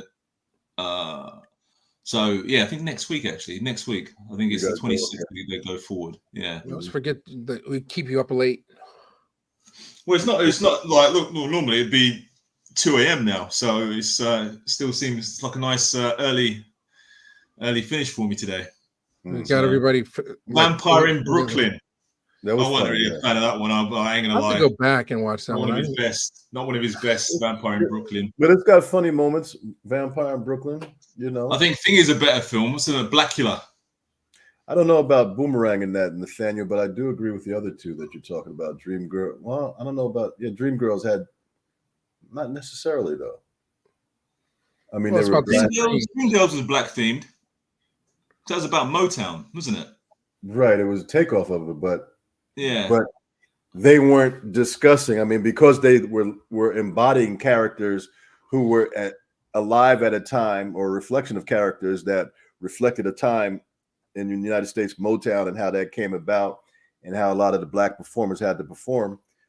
I think that's what makes it black, or have elements of black. To me, black themes that. Yeah, but you couldn't have cast white people in those roles in Dream Girls. I think that's what he means by a black theme. I think if you're saying black theme, he means that could you cast Al Pacino in the Eddie Murphy role in Dream Girls. Dream Girls. Well, is it that, or is it the theme? Right. I'm sorry. Go ahead. No worries. So, yeah, sorry about the dead air. I got distracted for a second. I was just thinking that, Elizabeth, we should talk about, we should do a survey. So I guess in the final thoughts, like everybody's thinking of their favorite Eddie Murphy movie now. Now this is not really an Eddie Murphy movie as much as he's playing a supporting character. Yeah, life was racial. Yeah, you're right, Charles. Racism was an element. Oh, life was definitely racial. Yeah, that's very great. Yeah. That's how he ended up getting locked up. I mean, Yeah. But that's what I was maybe we should do a survey of favorite Eddie Murphy movies next time we get together like this and really talk about the man's career. He just got the SAG award a few weeks ago, and gave a hilarious speech, as he's prone to. So maybe we're due for that next time we get together. Someone's popped in there to cast Tom Cruise as the Last Samurai, but I think that the whole purpose of the Last Samurai was he was supposed to be a white guy, though, wasn't he? Well, they always do that. That's a white savior movie, wasn't it? They always do that. You can't tell a story. I mean, that's what makes Everywhere, Everything, All at Once kind of an interesting movie. They didn't adulterate the story. I mean, you had a white villain, but for the most part, they didn't try to play the switcheroo. They told a unique story from a unique perspective, and it ended up winning. It turned into one of the most entertaining movies of the year, and ended up winning a lot of Oscars this week. So, all right, so we're gonna wrap it up if that's okay. Yeah, folks. We'll say that's all, folks. But final thoughts, or do we do that already? Oh, we've done that now. Okay. All right. So, posting more videos more frequently on both channels. If you haven't subscribed, please subscribe to Reelblack 2, which is the monetized channel. Helps us get through this thing called life. If we have some cash coming in, if you choose to, please donate to our Cash App or PayPal. Helps us out. Cash App is, or it's always backwards. How do I point to? What am I doing? What am I doing wrong? It's over there. Right. Well, you The can't Cash see it App. over there. Reelblack there, you see? Yeah. Yeah, everything's reversed. So you have to, yours, Jason, yours is up there, your book. If you want to tell people about your book. I was pointing to the Cash App to help you out. What's the Cash App? And there's Jason. There you go, everybody. Okay, so the Cash App that way. So, all right. So where can we find you, Jason? Where can we find you, Eric? You can find me on the YouTube channel 29 Rules of Blackness. Find me there. Instagram 29 Rules of Blackness. Amazon, you can purchase the book 29 Rules of Blackness. Yeah, very good book. Very good book. It is what we'd call a black roadmap. Okay, if you're in the if you're part of the diaspora, okay, then you need this black roadmap in your life to get you where you need to go. But check it out. Check it out. Yes, sir. Yeah. My copy's not handy. What's going on? All right. Anyway, I own a copy. Yeah. Need one signed. And Eric. Yeah, on Instagram, Eric Payne _freedom fighter. I got a Facebook, Eric Payne Facebook page. I just recently did a friend of mine that went to school, man, went to Hampton University, HBCU, shout out, y'all. And one of my friends is doing a brother named Bill Parrish doing a series on homecoming weekend at Black colleges at Hampton. And he interviewed myself and Ruth Carter, who was my classmate, Oscar winning, 2-time Oscar winner, history maker, my classmate Ruth Carter, who just won an Oscar last Sunday. So we're part of the people that he interviews that went to Hampton. Also the brother Stephen Hill, who was on Magnum PI, plays the Roger Mosley role, the black guy. He also went to Hampton. So if you get a chance to see that, Homecoming Ready. And I'll put that up on my Facebook, my acting Facebook page. I'll put the link there so anyone can check it out too. So I like the discussions that we're having, man, that we include everybody. And I appreciate you guys including me. once again, I saw Charles also said rest in peace to Lance Reddick, who was in the John Wick movies. I first saw him. I never met Lance Reddick, but I first saw him in The Wire. He had that initial role, and just as another actor, it was good to see a brother that was coming up. You know that his career was advancing, getting bigger and bigger. He was getting bigger and better roles, and it's just you know, we're not promised the next day. So. Oh wow! I just looked up Lance Reddick. Oh, okay, yeah, I know from John Wick. Yeah, I was really happy that like to see brothers, people getting work. Oh, he's from Baltimore as well. He's actually from Baltimore. Yeah, that's what got him on The Wire initially, I believe, and then he went on from there. So, I'm trying to get prayers to his family and condolences to his family. Yeah, I don't think we know what we died of yet, though, right? His family's saying natural causes. He's sick. He was 60 years old. Yeah, it wasn't an old guy. Yeah, no, and John Wick 4 was about to come out. He was still working. It was just a sudden death. John Wick 4, and then the prequel talking about the hotel, I believe, that he was supposed to be in. So he's a good actor. I'm glad that that he was able to get his flowers at the time he was working. So. Okay. All right. Well, fantastic. So thank you all in the chat. I got to shout out our mods. Who did I see? We saw Daoud. We saw Chris Dragnet, of course. Thanks for jumping on. Warrior 44. Afro Soul. Daoud for holding it down in the mods. We had a mean talk. Yeah, Charles, you got to come on, even with the audio. People missed you. Yeah, the mean walk. Oh, Lance Reddick, yeah, right, Charles, yeah, he had that little, he was getting ready to do business.